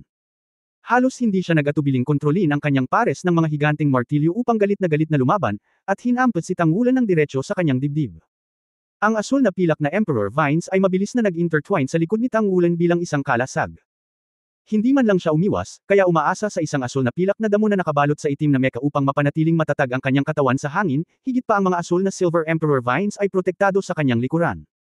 Ang kuko ng gintong dragon sa kanang kamay ay kumikinang ng maliwanag, at sa paglaki ng katawan ng gintong dragon, ito ay lumaki muli, at ang matalim na dulo ng kuko ay puno ng gintong liwanag. Ha! Ngumuso si Feng Lin sa gabi, nakaupo sa sabungan, maliwanag din ang kanyang katawan, 2 dilaw, 3 lila at 1 itim, 6 na spirit ring ang namumulaklak. Ang kapangyarihan ng kaluluwa ay na-injected sa mecha, at kaagad, ang enerhiya sa ibabaw ng black level na mecha ay lumundag. Boom! Nanlaban ang mga dobleng martilyo, malakas na hamampas sa asul na pilak na puno ng ubas sa likod ng Tangulan. Bagamat ang Blue Silver Emperor ay may kahangahangang defensive power pagkatapos ng pagbabago ng Blue Silver Overlord, sa ilalim ng buong suntok ng Super Mecha, idiniin pa rin siya sa likod ni Tangulan. Ngunit sa sandaling ito, ang spirit ring sa katawan ni Tangulan ay lumipat sa 2 ginintoang halos, ang pangalawang halo ay kumikislap, at ang buong katawan ay sumabog na parang isang salamin na kinang. Sa parehong oras na siya ay binomba, ang katawan ng mga dragon ni Tangulan ay umungal ng malakas, at ang ginintoang liwanag sa mga kuko ng gintong dragon sa kanyang kanang kamay ay biglang sumabog ng hanggang kalahating talampakan. Sa tulong ng kahindek-hindek na impact sa likod niya, diretsyo niyang sinunggaban ang sabungan ng Black Level Mecha. Kaya niya bang harangan ito? Saglit na blanko ang utak ni Feng Linwan. Iyan ay 2 higanting martilyo na tumitimbang ng 2,500 kilo. Kaakibat ng super mech at kapangyarihan na ibinigay niya, ito ay 10,000 mga kattais, maaari niya itong pigilan. Sa itaas ng dagat, higit sa 2 buwang pagsasanay ay hindi nawalan ng kabuluhan. Ang tunay na kahulugan ng ontolohiya ay upang pasiglahin ang potensyal ng katawan ng tao at gawing pinakahuling sandata ang katawan ng tao. Kung ikukumpara noong siya ay nasa Daoluo Continent mahigit 2 buwan na ang nakalipas, ang kasalukuyang lakas ni Tangulan ay mas malakas kaysa doon sa oras na iyon, at ang lakas ng kanyang katawan ay mas malakas. Nagising si Lan Yinhuang, at ang kanyang katawan ay sumailalim din sa mga pagbabago sa lupa. Sa mga tuntunin ng kakayahang mabuhay, kahit si Wu Zhangkong ay maaaring hindi mas malakas kaysa sa kanya. Sa sandaling ito, ganap na ipinakita ni Tangulan ang kanyang pisikal na kakayahan, lakas, at ang kanyang martial arts at bloodline na kakayahan. Ang suntok na ito ay ang kapangyarihan ng Golden Dragon para mabigla ang kalangitan, at ang suntok na ito ay isang pagtaas din sa katawan ng Golden Dragon Overlord. Mayroon din itong matalas na kapangyarihan at pagdurog ng Golden Dragon Claw. Nariyan din ang tulak mula sa 2 higanting martilyo.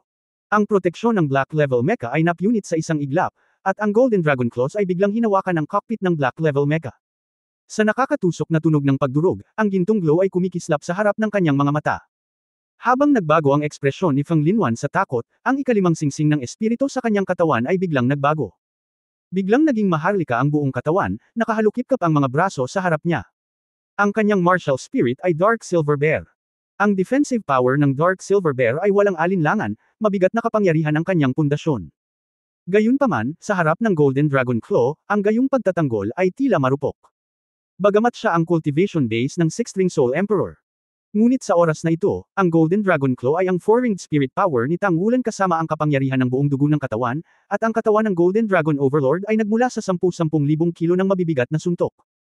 Puff! 2 matipunong braso ang natusok kaagad, at ang malalaking Golden Dragon Claws ay umabot sa kanyang dibdib, at ang 6 na singsing na espiritong kapangyarihan na puwersahang pinaandar niya ay tinataka ng mga kalamnan at buto ng isang pares ng Dark Silver Bear arm. Konti na lang, konti na lang. Sa oras na ito, walang pakialam si Feng Linwan sa matinding pananakit ng kanyang braso, at nanliit ang kanyang buong katawan. Hindi niya inaasahan na ang isang maliit na tao na isang 4-ring soul sect ay halos nagbabanta sa kanyang buhay. Halos. Sa mga kuko ng gintong dragon, ang kaunting liwanag ng bituin ay biglang naging maliwanag, at ang presyon ng braso ng maitim na pilak na oso ay agad na napasandal. Ang madilim na gininto ang matutulis na talem ay agad na lumabas mula sa harap na dulo ng mga kuko ng gintong dragon. Battle Armor, ang huling dagandong ay puno ng ayaw, pinanood ni Feng Linwan, ang maitim na gininto ang talem ay tumusok sa kanyang dibdib. Biglang lumabo ang ningning sa kanyang mga mata. Sa sandaling ito, tanging panghihinayang sa kanyang isipan, panghihinayang kung bakit siya walang ingat na minamaliit ang kaaway, ngunit higit pa rito ay hindi kapanipaniwala. Hindi niya akalain na may Soul Master na kayang gawin ito sa ika-4 na ring. Napakarami. Ang namumuong mga mata ni Tangulan ay napuno ng ginhawa at pagpapahinga. Sa pamamagitan ng isang subaw ng dugo ang bumulwak at nag-spray sa ibabaw ng Black Class na mecha. Paanong hindi siya masugatan pagkatapos ng 10,000 kattais na tumama sa likod? Ang black level na mecha, kasama ang pares ng higanting martilyo, ay nahulog mula sa langit at dumiretso sa lupa. Sa oras na ito, puspusan na ang simula ng labanan. Sina Yuan and Yahui, Le Zhengguo, at Ye Xinglan ang bumubuo sa pinakamalakas na epektibong labanan ng koponan ng Shrek. Sa oras na ito, hindi silang tatlo ang pinakamaraming naglipol sa kalaban. Tahimik na lumitaw ang isang bilog ng mga Star Wheel sa paanan ng isang yellow class na mecha. Ang dilaw na mecha ay nagyelo sa isang iglap, at lahat ng mga panloob na kontrol ay nawala. Kaagad pagkatapos, nahulog ito mula sa langit mula sa taas na daan-daang metro tungo sa isang libreng pagkahulog. Muling kumislap ang mga tauhan ng Star Wheel, hindi mabilang na mga bituin ang kumikislap sa kalangitan. Ang pag-atake ng bawat mecha ay biglang naging magulo, ang orihinal na pagbaril ay naging pakalat-kalat, at nahulog pa sa mga nakapaligid na mecha na pumutok sa ulap ng proteksyon. Sparks mula sa hood. Ang kakayahang kontrolin ng Star Rod ni Xu Xiaoyan pagkatapos ng ebolusyon ay ganap na ipinakita, na nakikipagtulungan sa iba pang tatlo, kasama ang pangmatagalang pag-atake ni Guyu. Pagharap sa isang dosina o higit pang mga mecha, hindi siya sumuko, kalahating hakbang pabalik. Ang mga estudyante ng Star Luo Royal Academy na nagil iligtas sa mga sugatan sa Soul Guidance Train ay nagmukhang tanga. Sa kanilang mga mata, ang lahat ng nangyari bago sila ay isang hindi kapani-paniwalang eksena. Ganon din ang pang-apat na ring, bakit nagagawa ng mga tao ang mga bagay na hindi naman nila maisip. Si Yuan and Yahui ay bumangon sa hangin, ang kanyang katawan ay pumulupot sa hangin, dalawang suntok ng air cannon, sumasabog ng dalawang lumilipad na sinag ng liwanag. Ang kanyang figure ay biglang lumiit sa hangin, at ang isang pares ng itim na pakpak ay nakaunat sa kanyang likuran, na agad na bumibilis, at ang madilim na lilang liwanag at anino ay kumislap. Dumaan sa isang dilaw na mecha na hindi makaiwas. Sa itaas ng magkabilang braso, ang dark purple battle armor ay kumikinang ng maliwanag, at ang dark magic sword ay sumambulat na may nakasisilaw na kinang. Biglang pinutol ang mga binti ng dilaw na mecha. Nang walang kontrol sa jet hole ng mga binti, mabilis na nahulog ang mecha mula sa langit. Si Le Zhengguo ay bumaril na may gintong liwanag sa buong katawan, at sa susunod na sandali ay naabutan niya si Yuan and Yahui sa kalangitan, at ang itim at ginto ay agad na nagsanib sa isa. Ang pagsasanib ng mga nahulog na anghel at mga banal na anghel ay tila hindi nagkakasundo. Ngunit sa hindi pagkakatugmang mundong ito, isang maliwanag na liwanag ng espada na kumikislap sa itim at puti ang kumikislap sa hangin. Isang purple class na mecha ang sumabog sa himpapawid, na sumabog sa napakatalino na kinang sa hangin. Kapitan, bulalas ni Xu Lizi. Ang nakita niya sa sandaling ito ay ang sandaling tumama ang dobleng martilyo ng black level na mecha. Pagkatapos ay nakita ng lahat na sumabog ang gintong liwanag at narinig ang dragonyin na nasa sabik.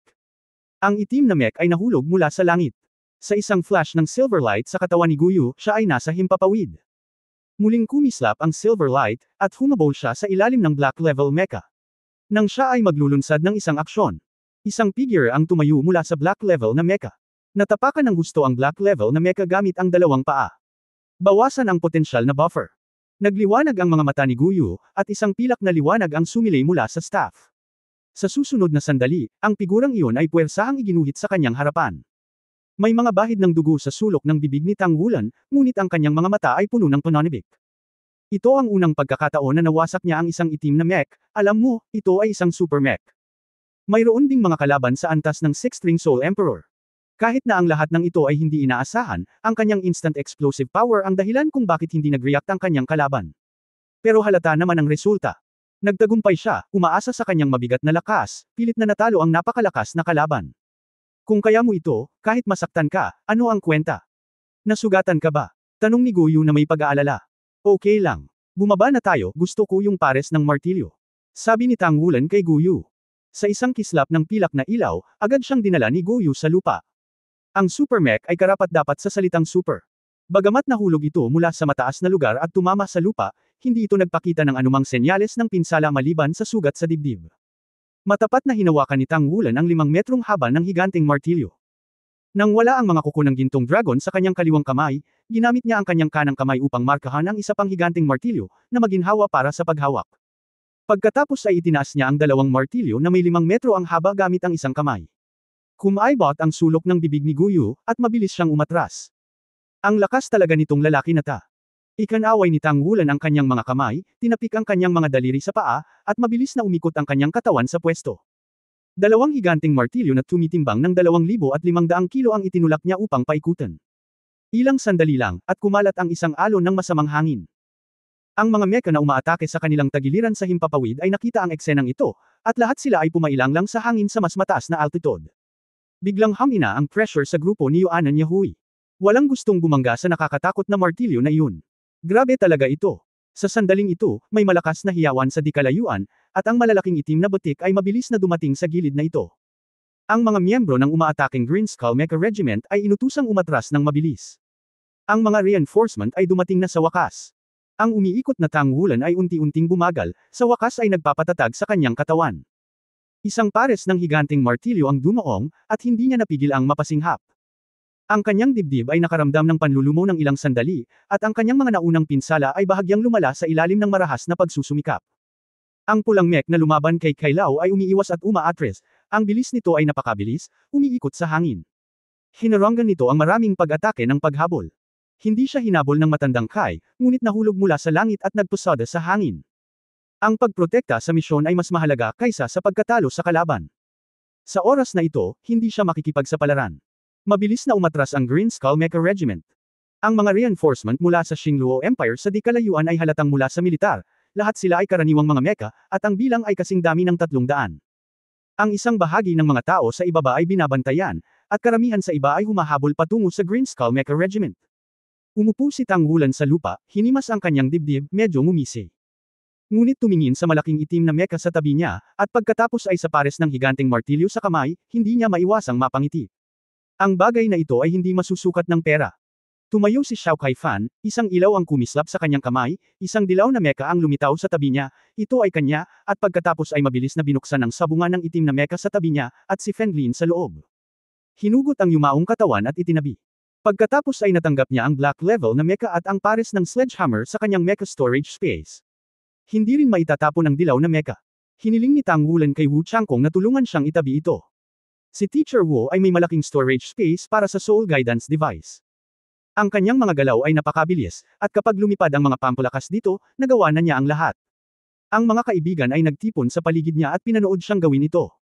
Nataranta na sinabi ni Lezengyo, Captain, kailan ka nagkaroon ng ganoong kalaking storage space?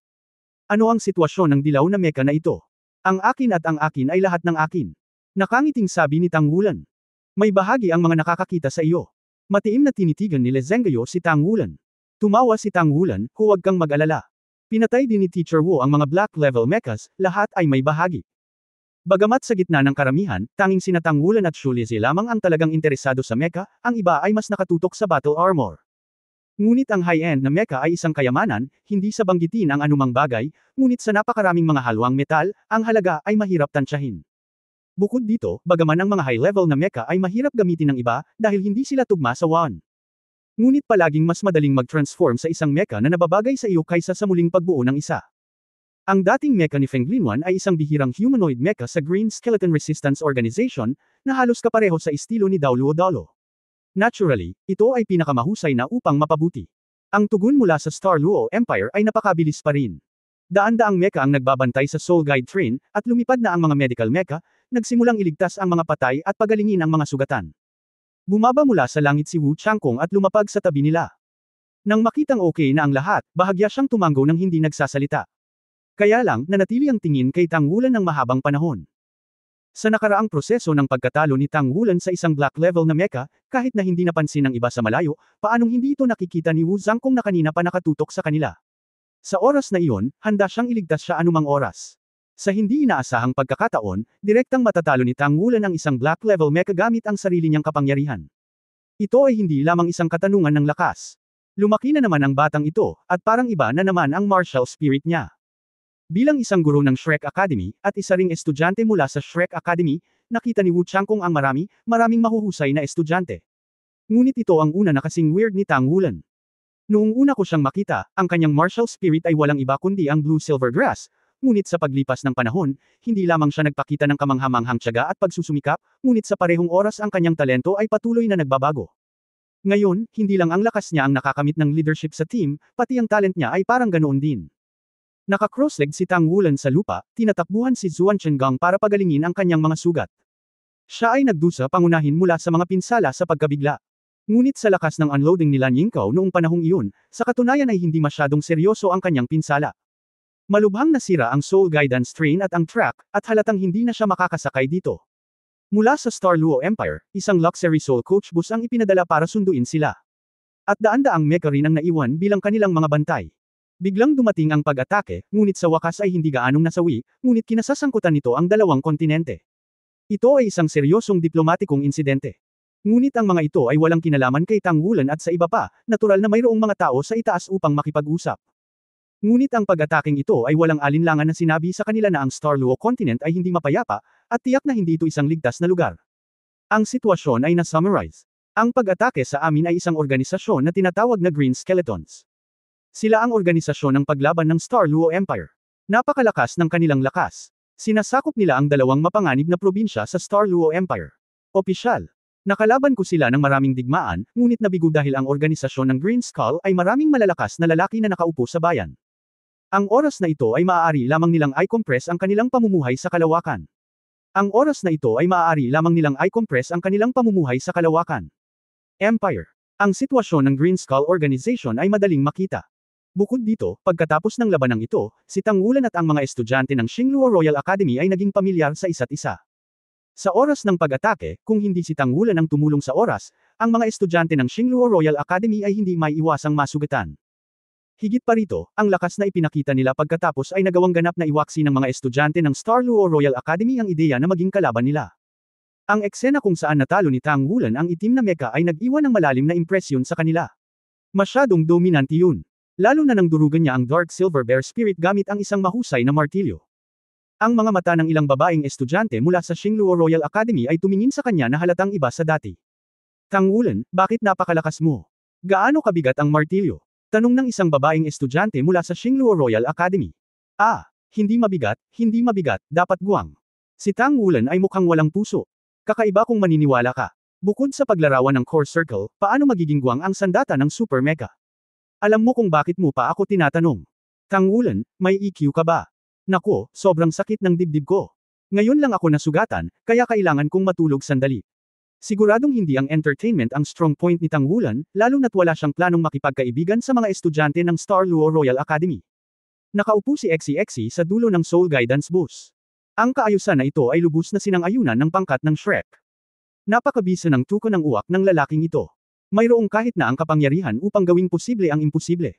Si Exi mismo ay nakadama pa rin ng mali, ngunit pagkatapos na makita ang masamang mga mata ng lahat, tahimik siyang pumunta sa likod at inikat ang sarili. Sa proteksyon ng Mecha Brigade, naging maayos at malinaw ang sumunod na paglalakbay. Pagkalipas ng 2 araw, sa wakas ay nakarating sila sa Xingluo City, ang kabisera ng Xingluo Empire, na matatagpuan sa core area ng Xingluo Continent. Ang Xingluo City ay may malawak na lugar, ngunit mayroon itong pader ng lungsod na napakabihirang nasa Daoluo Continent. Mas mukhang isang lungsod noong sinaunang panahon. Mayroon ding iba't ibang mga sandata na ginagabayan ng kaluluwa sa pader ng lungsod bilang isang sistema ng pagtatanggol. Gayunpaman, pagkatapos na makapasok sa lungsod, isang pamilyar na pakiramdam ang lumitaw. Ang mga kalye ay puno ng mataong tao, at bukod sa estilo ng arkitektura at pananamit ng mga tao na bahagyang naiiba sa mga nasa kontinente ng Daoluo, walang ibang kakaiba. Matapos ang napakatagal na pag-upo sa bangka, kasabay ng pagod ng mga bangka at sasakyan. Matapos sa wakas ay dumating sa isang malaking lungsod, lahat ng tao sa Shrek Academy ay nakadama ng ginhawa. Inayos silang manatili sa marangyang Xingluo Hotel. Marahil upang mabayaran ang takot na natanggap ng misyon, maging ang mga estudyanteng tulad ni Tang Wulan ay inayos sa napakarangyang suite. Ang estilo ng arkitektura ng Xingluo Hotel ay napakarangal, na may ginto at puti bilang pangunahing kulay, at mayroong pakiramdam ng karelagan sa lahat ng dako. Pagkapasok niya sa silid, diretsyong bumagsak si Tang Wulan sa kama. Sa katunayan, walang pagkahapo sa katawan. Sa kanyang pisikal na estado, hindi madaling mapagod. Pero halata ang mental exhaustion. Kung ikukumpara sa iba, ang kanyang higit sa 2 buwan na hindi makataong pagpapahirap ay tiyak na nagpabuti sa kanyang mental na kapangyarihan, ngunit nagdulot din ito ng labis na pagkapagod. Sa sandaling ito, gusto na lang niyang matulog ng mahimbing. Mabilis na nagiging malabo ang kamalayan, at ang malambot na malaking kama ay madaling magpapaantok sa mga tao. Ngunit sa sandaling ito, biglang kumatok ang pinto ni Tang Wulan. WHO. Malabong tanong ni Tang Wulan. Ako ito. Isang pamilyar na boses ang dumating. Nag-aatubili na bumangon si Tang Wulan, lumakad para buksan ang pinto, hindi ba si Guyu ang nasa labas ng pinto? Tumingin si Guyu sa kanya ng inaantok na mga mata, pagod. Well, inaantok na ako. Lumakad pabalik sa kama si Tang Wulan at ibinagsak ang sarili sa kama. Nakatayo doon si Guyu, nakatingin kay Tang Wulan na nakahiga sa kama, naging komplikado ang kanyang ekspresyon. Ang kamalayan ni Tang Wulan ay muling lumabo, ngunit si Guyu ay dahan-daang naglakad patungo sa kanyang kama. Isang dampi ng pilak ang sumilay mula sa ilalim ng kanyang mga mata. Pero parang nahihirapan ang ekspresyon niya. Woolen, nag-evolve na ba ang martial spirit mo? Tanong ni Guyu sa mahinang boses. Tulala na sagot ni Tang Woolen. Bahagyang bumagsak ang kamay ni Guyu sa kanyang balikat. Kung makikita ito ni Tang Woolen sa oras na ito, makikita niya na may mga bilog na pilak na kaliskis sa likod ng kamay ni Guyu. Dapat lumakas din ang dugo sa katawan mo. Ang Tyrannosaurus Rex na nakilala natin noong nakaraan ay naging kaluluwa mo. Patuloy na nagtanong si Guyu ng mahina. Kahit sa subconscious, walang intensyon si Tang Woolen na bantayan si Guyu. Biglang nagbago ang mga mata ni Guyu, at ang kanilang mga pupil ay agad na naging mga vertical pupil. Ang kamay na bumagsak sa balikat ni Tang Woolen ay dahan-daang umangat, at ang kaliskis sa likod ng kamay ay kumikinang sa pilak na liwanag. Ngunit ang lahat ng ito ay tumagal lamang ng ilang sandali, at pagkatapos ay bumalik sa normal. Dahan-dahan niyang hinayla ang kubrekama sa tabi nito, dahan-daang tinakpan si Tang Woolen. Pagkatapos ay isinara niya ang mga kurtina at tahimik na lumabas ng kanyang silid. Ang paghinga ni Tang Woolen ay naging pantay, at siya ay nakatulog ng mahimbing. Bumalik sa kanyang silid, isinara ni Guyu ang pinto, at sa isang mahinang pagwagayway ng kanyang kanang kamay, isang mahinang pilak na ningning ang bumalot sa buong silid. Sa dilim, tahimik na lumitaw ang isang figure, isang lalaki na ang buong katawan ay nababalot ng itim na balabal. Bakit hindi mo gawin ito? Maging ang espiritu ng Tyrannosaurus ay aktibong susuko sa kanya at pipiliin na maging kanyang espiritu. Ito ay sapat na upang patunayan na ang linya ng gininto ang Dragon King sa kanyang katawan ay napakadalisay. At ang linya ng Golden Dragon King ay hindi maaaring ipanganak sa Daoluo. Sa mainland, dapat ay may ilang dahilan para dito. Hanggat ang kanyang dugo ay nahubaran, ang lahat ay magiging malinaw. Tama na. Malamig ang boses ni Guyu. Bagaman ito ay isang magagaan na inumin, ang boses ng lalaking nakasuot ng itim na damit ay biglang huminto, at pagkatapos ay bumagsak sa lupa sa isang tuhod, nakayuko ang kanyang ulo. Sige. Bilasan mo na, nakaisip na ako ng paraan. Mahinang sabi ni Guyu.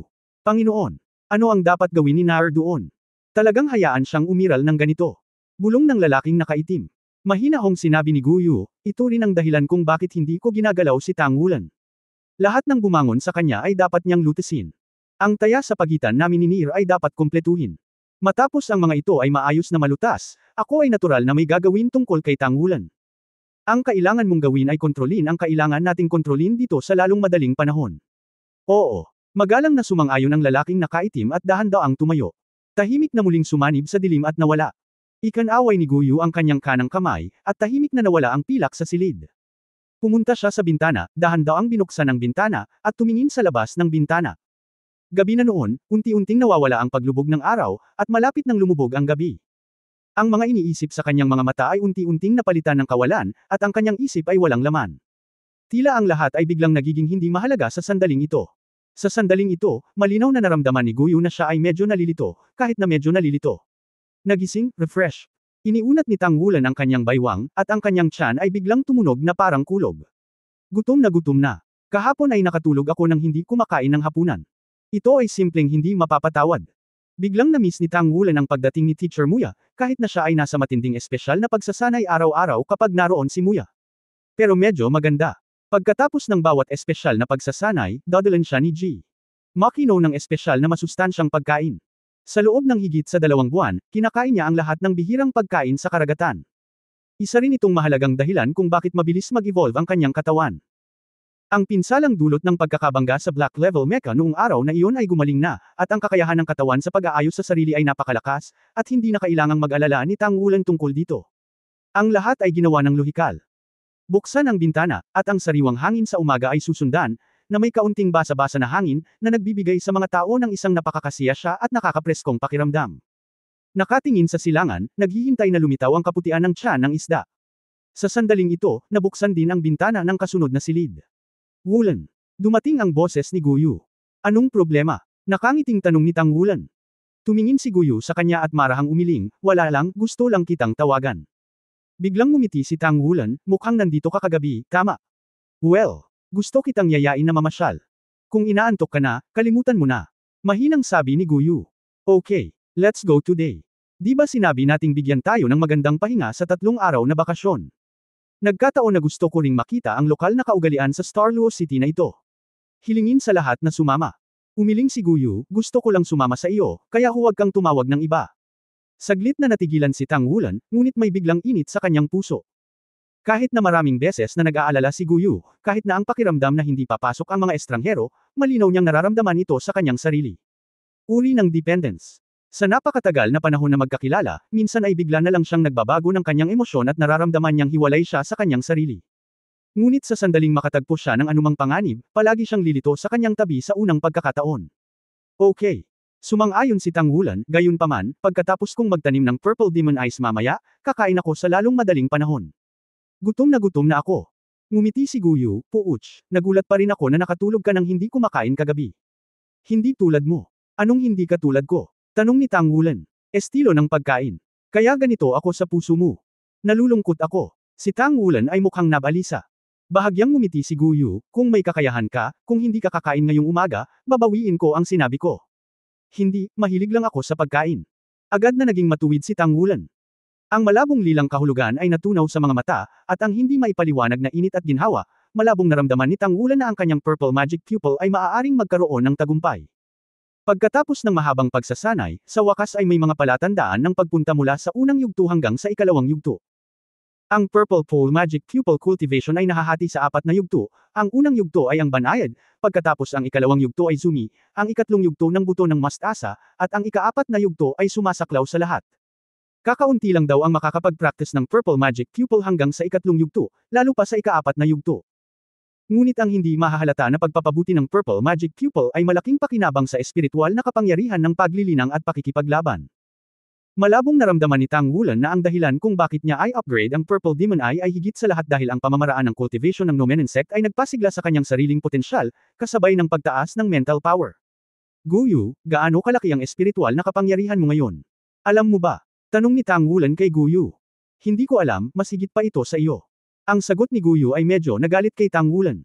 Nag-improve din ang mental strength ko kamakailan. Baka maabutin pa kita. Sabi ni Tangwulan na hindi kumbinsido. Sinulyapan siya ni Guyubei, masyadong nag-iisip. Paano mo nalaman na mas mababa ako sa iyo? Hindi napigilan ni Tangwulan ang sinabi. Sinabi ni Guyu, hindi na ako Linghai Realm. Pagkatapos magsalita, sinara niya ang bintana at bumalik sa kwarto. Hindi ba Linghai Realm? Maaari pa itong bumagsak. Bulong ni Tangwulan sa sarili pagkasabi niya nito, biglang parang natigil ang boses niya. Masisira. Siyempre imposible. Makikita ito sa pagiging epektibo ng pakikipaglaban ni Guyu. Bukod dito, ang lakas ng pag-iisip ng tao ay unti-unti lamang tataas sa edad, kahit hanggang sa edad na 50, nang hindi nagpapababa. Well, dahil ito ay hindi isang degraded na estado, ito ay natural. OMG! Hindi kaya nalagpasan niya ang Linghai Realm at tumaas sa susunod na antas, di ba? Dapat mong malaman na ang paglilinang ng espiritual na kapangyarihan ay mas mahirap kaysa sa kapangyarihan ng kaluluwa, at malinaw na alam ni Tangwulan kung ano ang kaharian sa likod ng kaharian ng Linghai. Ngunit imposible ba ito? Ito ay ganap na imposible. Pagkatapos ng Linghai Realm, ito ay ang Lingyuan Realm. Lingyuan Realm, tulad ng kailaliman tulad ng isang bilangguan, asul at dilaw na bukal.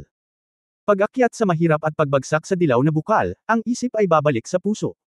Ang pinakamataas na kapangyarihang pangkaisipan ay ang pundasyon ng maalamat na kaluluwa. Maaari itong isama sa anumang antas ng kaluluwa. Ang orange na kaluluwa at ang pulang kaluluwa ay maaari lamang pagsamahin sa isa. Sa kaso ng pagkakaroon ng alinman sa dalawang kaluluwang ito down, at pagkatapos ay isama ang iba pang mga kakayahan ng kaluluwa upang pantay-pantay ang kaharian ng dagat ng espiritu. Kung walang pula at orange na mga kaluluwa, ang pinakamataas na limitasyon ng mga kaluluwa ng iba pang mga antas ay 5, ngunit ang antas ay hindi limitado. Karaniwan, ang Lingyuan Realm ay ang limitasyon na ng mga tao.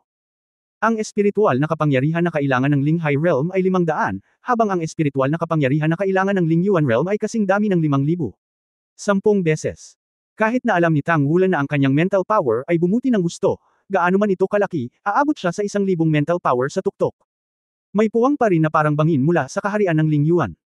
Kung ang mental power ni Guyu ay umabot sa Lingyuan Realm, baka naabutan niya si Teacher Wu, tama ba? Ang espiritual na kapangyarihan ni Teacher Wu ay higit sa kaharian ng Lingyuan, tama ba? Grabe talaga ito. Hindi, tanungin mo siya ng malinaw. Walang pakialam si Tangwulan na mag-almusal, kaya tumakbo siya sa kwarto ni Guyu at kumatok sa pinto. Bumukas ang pinto, at lumabas doon si Guyu, na nagpalit ng kulay abong damit. Siya ay hindi kailanman ang uri ng nakamamanghang babae, at ang kulay abong damit ay hindi kapansin-pansin. Pero hindi ko alam kung bakit, may kakaibang ugali ang pagsusuot nito sa katawan niya. Ikaw, nasa Lingyuan Realm ka ba? Nauutol na tanong ni Tangwulan. Sumulyap si Guyubei sa kanya, kung sasabihin kong naniniwala ka. Gaya ng sinabi niya, nag-walk out siya. Siyempre naniniwala ako. Kailan ako hindi naniwala sa sinabi mo? Nagmamadaling sumunod si Tang Wulan. Huminto si Guyu, biglang lumingon at tumingin sa kanya ng seryoso, kung sasabihin ko, gusto kitang patayin kagabi, maniwala ka o hindi. Nang makita ang kanyang sobrang seryosong mga mata, si Tang Wulan ay natulala, ano ang ginagawa mo para patayin ako? Maniwala ka o hindi? Seryoso siyang tiningnan ni Guyu. Kung hindi ka naniniwala sa akin, hindi mo matitiis. Sabi ni Tang Wulan na may nakangiting mukha, at pagkatapos ay itinaas ang kanyang kamay para kurutin ang kanyang mukha. Huwag kang magpanggap, maaari ka bang makahanap ng ibang paraan upang sabihin ito, at mayroon itong kredibilidad. Bakas sa mukha ni Guyu ang kawalan ng magawa, ikaw. Mag-almusal ka na. Pagtalikod, paglalakad sa labas, sa kanyang puso, ang mga salitang di mo kayang tiisin, ay mabangis na umaalingaw-ngaw. Hinabol siya ni Tang Wulan at sinabing, hoy, huwag kang humadlang. Hindi mo pa ako sinasagot, advanced ka na ba? Iritadong sinabi ni Guyu, mas malakas kang magsalita para marinig ito ng buong hotel. Napakasarap ng almusal sa Xingluo Hotel. Nang si Tang Wulan ay nakaupo sa mesa, mukha na siyang mabangis. Ano ang dapat kong gawin kung hindi ako kumain kagabi? Siyempre nakain ko na lahat ng pagkain ngayon. Pagkatapos ay ipinakita niya sa mga bisita ng Xingluo Hotel ang ibig sabihin ng maangin na ulap. Captain, anong gagawin mo mamaya? Plano naming maglibot. Ngumiti si Xu Xiaoyan. Sumulyap si Tang Wulan kay Guyu at sinabing, labas din tayo. Bago muling nagsalita si Xu Xiaoyan, sinabi na ni Guyu, hindi pa siya gumagaling, dadalhin ko siya para maghanap ng gamot at babalik. Kung gusto mong lumabas, bumalik ka kaagad. Tumingin si Xu Xiaoyan kay Tang Wulan, at pagkatapos ay kay Guyu, na nagpapakita ng malinaw na ekspresyon. Bahagyang napahiya ang ekspresyon ni Tang Wulan, ngunit wala si Guyu. Ang mga ekspresyon ng ibang tao ay medyo kakaiba. Pagkatapos ng almusal, lumabas sina Tang Wulan at Guyu na magkatabi. Napakaganda ng serbisyo ng hotel. Nagpadala ng card ang waiter para makabalik sila sakay ng kotse sa pamamagitan ng address na nakatala sa card. Bilang ang pinakamarangyang hotel sa Xingluo City, ang Xingluo Hotel ay natural na matatagpuan sa sentro ng lungsod. Pagkatapos, ang misyon ay matatanggap ng royal family ng Star Luo Empire. Sa labas ng hotel, ito ay isang mataong kalye. Napakalawak ng kalye, ngunit walang mga sasakyan. Ito ang sikat na pedestrian street sa Xingluo City at ang pinakamalawak na kalye, na pinangalan ng Xingluo Avenue. Sa magkabilang gilid ng kalye, sari-saring mga tindahan ang nakahanay, mukhang antigo, ngunit medyo katulad ito ng Tiandao City. Hinawakan ni Tang Wulan ang kanyang ulo sa kanyang mga kamay at naglakad sa kalye na may mahinang ngiti sa kanyang mukha. Sinundan siya ni Guyu na may kalmadong ekspresyon ng hindi kumikislap. Hoy, namimili ka ba talaga? Bakit hindi ka tumitingin sa mga tindahan sa paligid? Tanong ni Tang Wulan kay Guyu na may mababang ngiti. Sumulyap si Guyu sa kanya, paano mo nalaman na hindi ko ito tiningnan? Sapat na ang aking mental power para palitan ang aking mga mata. Kapag hindi ko sinabi, inilibot ni Tang Wulan ang kanyang mga mata. Nang maisip niya na ang mental power ni Guyu ay maaaring umabot na sa Spirit Abyss Realm, naramdaman niyang mas lumakas ang pressure. Kung ganoon nga ang kaso, kung gayon ang tunay na kapangyarihang panlaban ni Guyu ay hindi dapat ang mga nakita noon, at tiyak na mas malakas ito. Ang kanyang Soul Master na may Elemental Martial Souls ay may direktang link sa pagitan ng kanyang lakas at espiritual na kapangyarihan. Biglang ngumiti si Guyu, full, naniniwala lang ako. Paano ito magiging napakadali sa Lingyuan Realm? Natigilan si Tang Wulan saglit, niloloko mo ba ako? Napangiti si Guyu, paano ang pag-bluff mo? Mabagsik ang mukha ni Tang Wulan, at seryosong sinabi niya, Guyu, nakikiliti ka ba? Nagulat si Guyu, at sa sumunod na sandali, ang kamay ni Tang Wulan ay umabot sa kanyang kilikili. Wag na. Pinahit ni Guyu ang kanyang ulo at tumakbo. Tumawa si Tang Wulan habang hinahabol, hayaan mo akong magsinungaling, hindi kita bibitawan. Si Guyu ay tumatakbong pasulong, at biglang ilang tao ang lumabas sa tindahan sa harap niya. Hindi na mamalayan na huminto si Guyu, ngunit nabangga siya ni Tang Wulan sa likuran niya, at sabay na bumangga ang dalawa sa iilang taong iyon. Umalis ka na. Isang mahina at masamang boses ang tumunog, at pagkatapos, isang marahas na hangin ng damaloy patungo sa kanyang mukha. Walang kamalay-malay na ibinaba ni Tang Wulan ang kanyang katawan at tumayo sa harap ni Guyu. Sa pamamagitan ng pop, hinampas siya ng lalaki sa likod ng balikat. Bahagyang nanginig ang katawan ni Tang Wulan, at ang figure ay naging matatag, at ang tao ay nagulat din. Gumamit siya ng maraming lakas, at kung siya ay nagbago sa isang ordinaryong tao, siya ay direktang kukunin. Paano mo sinaktan ang isang tao? Sumigaw si Guyu, at biglang lumitaw ang inis sa kanyang magagandang mata. Pagkatapos tumayo ni Tang Wulan, tumalikod, natural na humaharang kay Guyu sa likod niya. Ang nakabaril ay isang matangkad at malakas na lalaki. 4 sila sa grupong ito. Siya ang pinakamalapit kina Tang Wulan at Guyu.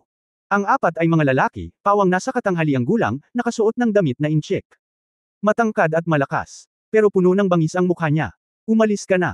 Ang lalaki ay tila hinamak, at sa sandaling itinaas niya ang kanyang kamay, itinulak niya si Tang Wulan bilang kanyang dibdib. Namilog ang mga mata ni Tang Wulan, at itinaas din niya ang kanyang kamay para hawakan ang kamay ng kalaban. Ang palad ng matipunong lalaki ay napakalaki, sapat na upang ikapit ang palad ni Tang Wulan. Nang magkadikit ang dalawang palad, ngumisi ang malakas na lalaki, hinawakan ng kanyang limang daliri ni Tang Wulan, at pinilipit niya ito ng husto. Gayunpaman, may hindi inaasahang nangyari sa kanya. Ang mga kamay ni Tang Wulan ay parang tanso at bakal, hindi gumagalaw. Sa panahon ng malakas na lalaki na si Leng Shen, si Tang Wulan ay biglang nagpapuwersa sa kanyang kanang kamay, at ito rin ay isang twist, at ang malakas na lalaki ay nakaramdam lamang ng matinding sakit na nagmumula sa kanyang palad. Sa sigaw ng sakit, biglang bumagsak ang kanyang katawan sa lupa sa isang tuhod. Kinasusuklaman siya ni Tang Wulan dahil sa pagbaril sa isang babae noon, at hindi ito magaan. Sa pagkakataong ito ay gumamit din siya ng puwersa, anong sandata siya. Hindi man maliit ang malakas na lalaki sa kanyang harapan, malaki pa rin ang agwat sa pagitan niya. Ang tatlo pang malalakas na si Hans ay biglang napatingin dito. Hayaan mo. Galit na sumigaw ang nangungunang malakas na lalaki at lumapit kay Tang Wulan sa isang hakbang. Sa sandaling ito, isa pang tao ang lumabas sa shop kung saan sila nag-walk out kanina. Kaiba sa masasamang larawan ng ilang malalakas na lalaki, ang lalaking lumabas sa oras na ito ay hindi matangkad, ngunit maliit at katanji-tangi. Isang maputlang dilaw na mahabang palda ang nagpatalsak sa katanji-tanging at pinong katawan. Mukha lang siyang 15 o 6 na taong gulang. Sobrang ganda, may mahabang buhok na nakakalat sa likod niya. Anong ginagawa mo? Paglabas na pagkalabas ng dalaga ay nakita niya ang sitwasyon sa kanyang harapan at hindi niya napigil ang sumimangot. Ang galit sa ulo ng matipunong mukha ng lalaki ay biglang nawala, at magalang niyang sinabi, His Royal Highness, ito ay isang lalaki na hindi nagmulat ng kanyang mga mata, agad namin siyang paalisan. Bahagyang ibinigay ito ni Tang Wulan gamit ang kanyang kanang kamay, hinawakan ng matipunong lalaki at itinulak siya ng pagsuray-suray, pagkatapos ay hinayla pabalik si Guyu sa kanyang kamay, tara na. Maraming malalakas na lalaki mula sa kabilang panig ang handang sumuko, at agad silang pinalibutan. Sumimangot ang batang babae sa dilaw na palda at sinabing, kalimutan mo na yan, huwag kang manggulo. Ang apat na matipunong lalaki ay galit na tumigil, ngunit sa sandaling iyon, si Tang Wulan ay bahagyang nagulat sa aura na inilabas mula sa kanila, at ang pagbabago-bago ng kapangyarihan ng espiritu sa apat na taong ito ay malinaw na hindi mahina. Walang kamalay-malay, ibinaling ni Tang Wulan ang kanyang ulo upang tingnan ang batang babae, na nagkataon lamang na tumingin sa kanya. Nagtama ang mga mata, marahang tumanggo si Tang Wulan sa kanya, ngunit bahagyang natigilan ang batang babae sa dilaw na palda. Bagamat hindi pa masyadong matanda si Tang Wulan, nakabuo na siya ng figure na katulad ng sa isang may sapat na gulang. Sa isang matangkad, malapad na balikat, at isang pares ng malalaking matangos na mata, ang kanyang hitsura ay tiyak na mailalarawan bilang napakaganda sa mga taong kasing edad niya. Lalo na ang hindi nakikitang pag-uugali mula sa kanyang katawan, na banayad at tuwid, na ginagawang mas madaling makaakit ng pansin. Nang makita siya ng dalagang nakadilaw na palda ay bigla niyang naramdaman na nagningning ang kanyang mga mata. May bahagyang ngiti sa mukha ni Qiao, at tumanggo ito sa kanya. Kinuha ni Tang Wulan si Guyu at naglakad pasulong. Lumingon si Guyu para tingnan ang malakas na lalaki sa simula, isang malamig na liwanag ang sumilay sa kanyang mga mata. Kalimutan mo na, hindi ako pamilyar sa buhay. Malinaw na naramdaman ni Tang Wulan ang masamang hininga ni Guyu, at marahang hinayla ang kanyang palso. Mas mabuting huwag kang manggulo kapag nasa ibang bansa ka. Ang mga taong ito ay halatang hindi ordinaryong tao ngayon lang. Sinaktan ka niya. Malamig na sabi ni Guyu. Ayos lang, magaspang ang balat ko. Nakangiting sabi ni Tang Wulan. Sinabi ni Guyu, walang makakatalo sa iyo maliban sa akin. Napaawang ang bibig ni Tang Wulan at hindi maiwasang mapangiti, ano ang iyong teorya? Bakit mo ako masasaktan? Itinaas ni Guyu ang kanyang ulo, kaya ko. Mayroon ka bang anumang komento? Walang pagtutol. Noong partikular na seryoso si Guyu, nalaman ni Tang Wulan na hindi niya talaga siya kayang pag-usapan. Nang makita ang kanyang walang magawang saad, ang mukha ni Guyu ay nagpakita ng isang ngiti, ito ay halos pareho. Tayo na. Sa halip, hinawakan niya ang kamay ni Tang Wulan at hinayla siya paarap, ang kanyang emosyon ay tila mas maganda kaysa dati, laminggalinga si Memo sa paligid, hinahanap ang tindahan na kanyang kinaiinteresan. Tingnan mo, may mga bihirang metal na ibinebenta doon. Hindi ko alam kung may mga bihirang metal sa Star Luo Empire na iba sa atin. Pumasok ka at tingnan mo. Hinayla ni Guyu si Tang Wulan sa isang tindahan. Nag-init ang puso ni Tang Wulan, siya ay isang babae, paano siya magiging interesado sa malamig na metal? Malinaw na ginagawa niya ito para sa kanyang sariling kapakanan. Pagpasok sa tindahan, si Tang Wulan ay agad na naakit ng mga pambihirang metal na nakalagay sa mga nakapaligid na stand. Ang mga uri ng mga bihirang metal sa Star Luo Empire ay talagang iba sa mga nasa Dao Luo Continent. Pagkatapos lamang mag-swipe, natuklasan ni Tang Wulan na hindi niya nakilala ang halos isang katlo ng metal. Hello, ano ang maipaglilingkod ko sa iyo? Maaari ko itong ipakilala sa iyo. Magalang na lumakad ang clerk. Umiling si Tang Wulan, hindi ko kailangan ang pagpapakilala, mayroon bang test hammer? Ibigay mo sa akin. Nagningning ang mga mata ng clerk at gusto niyang subukan ang gintong martilyo. Isa itong eksperto. Ang mga eksperto lamang na nakakaalam ng mga bihirang metal ang maaaring gumamit ng assault hammer kapag pumipili ng mga bihirang metal. Gamit ang assault hammer, mararamdaman mo ang pagkakaiba sa metal sa pamamagitan ng paghampas nito. Hindi nagtagal, isang maliit na martilyo na kalahating talampakan lamang ang haba ay ipinasa sa kamay ni Tang Wulan. Naglakad si Tang Wulan patungo sa stand at tinapik ang isang piraso ng asul na metal na hindi pa niya nakita. Sa isang malutong na, ding, ang echo ay maikli at malakas. Iginalaw ni Tang Wulan ang kanyang mga tainga, bahagyang tumango, at bamulong sa kanyang sarili, ito ay dapat na isang napakatigas na metal na may malaking panloob na densidad. Maririnig mo ang alingaw-ngaw. Masasabing ito ay may malakas na sarili. Hindi ito dapat na angkop para sa pagsasanib sa kapangyarihan ng kaluluwa. Nakakaawa. Tinamaan ni Ding ang susunod na piraso ng metal, at sumimangot si Tang Wulan. Ang echo ay malambing, na maganda, ngunit ito ay tumatagal ng masyadong mahaba. Ito ay nagpapatunay na ang metal mismo ay medyo marupok, bagamat ito ay napakatugma sa mga elemento, gayunpaman, ang natitirang volume pagkatapos ng purification ay maliit, at ang pangkalahatang kalidad ay mahina rin, na walang mga katangian. Ang clerk ay patuloy na sumusunod, nakikinig kay Tang Wulan na tumapik at pinag-aaralan ang piraso ng metal, ang ekspresyon sa kanyang mukha ay naging mas nagulat. Ang pagsusuri ni Tang Wulan sa mga metal na ito ay naging ganap na tama. Pagkatapos magtap ng higit sa 100 yuan, huminto si Tang Wulan, lumingon para tingnan ang clerk, at sinabing, mayroon pa bang mas magandang bihirang mga metal? Hindi ako interesado sa mga ordinaryong kalakal na ito. Ang mga metal na hindi mo alam ay maaari ding makilala sa pamamagitan ng pagtap. Ang mga ito ay medyo ordinaryo, at ang kanilang lakas ay iba sa immersion silver na karaniwan nilang ginagamit, pabayaan ang iba. Oo, sandali lang. Kahit sino ay igagalang ang mga propesyonal. Ipinakita ni Tang Wulan ang kanyang pagkaunawa sa mga bihirang metal. Ang clerk ay natural na mas magalang, ngunit siya ay medyo kakaiba na si Tang Wulan ay nanunood ng mga bagay na ito noon. Ang ilan sa mga metal ay napakakaraniwan sa Star Luo Continent, at dapat silang makilala sa pamamagitan ng mga mata. Pagkaraan ng ilang sandali, lumabas muli ang clerk at gumawa ng senyales ng pakiusap kina Tang Wulan at Guyu, at sinabing, kayong dalawa, mangyaring sumama sa akin. Mangyaring pumasok sa VIP room. Naglalakad sa loob ng silid, ito ay isang silid na may mas marangyang palamuti kaysa sa labas. May dalawang upuan sa likod ng metal table, at may dalawang baso na ng malinaw na tubig. Please take a seat, too. Limitado ang autoridad ko at isa-isa lang akong maipapakita sa iyo. Umupo sina Tang Wulan at Guyu at hindi napigil ang ngumiti at sinabing, napakaasikaso ng serbisyo mo dito. Ngumiti ang clerk at sinabi, nasiyahan ka, mangyaring maghintay ng ilang sandali. Binuksan niya ang isang metal na pinto sa tabi niya at pumasok. Makalipas ang ilang sandali, lumabas siya na may hawak na isang kahon na gawa sa kahoy. Halatang mabigat ang kahon na gawa sa kahoy, at inilagay niya ito sa mesa. Saka lamang binuksan ang kahon na gawa sa kahoy. Sa sandaling binuksan ang kahoy na kahon, nagliwanag ang mga mata ni Tang Wulan. Ito ay isang uri ng magaan na gininto ang metal na may isang transparent na pakiramdam ng kristal.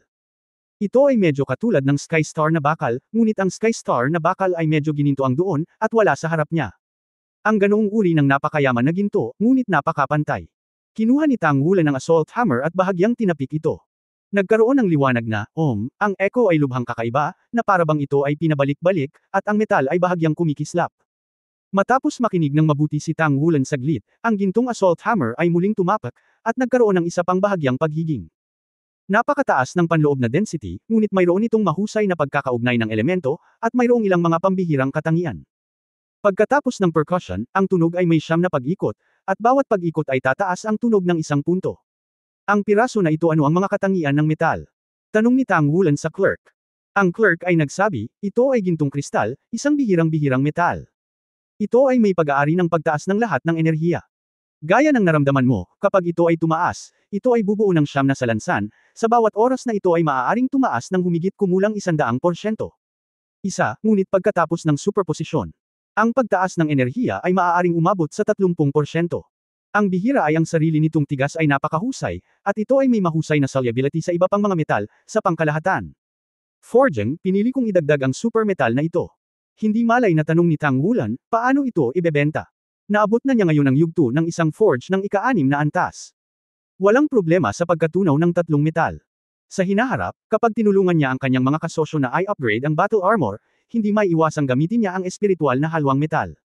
Sa mas maraming metal na idinagdag, ang gintong kristal na ito ay medyo maganda at angkop para sa halos lahat.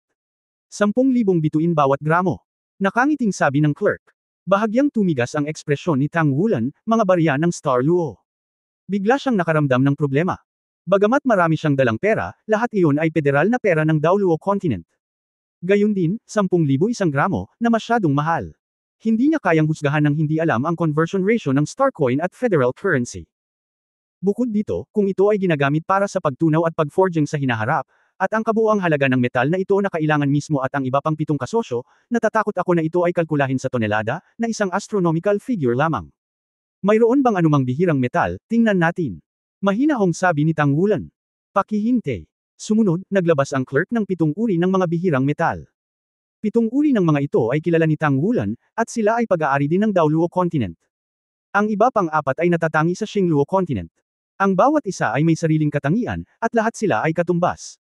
Magandang bihirang metal. Iyon lang ang mga mahalagang metal na mayroon tayo sa kasalukuyan. Hindi ko alam kung anong uri ng metal ang gusto mo.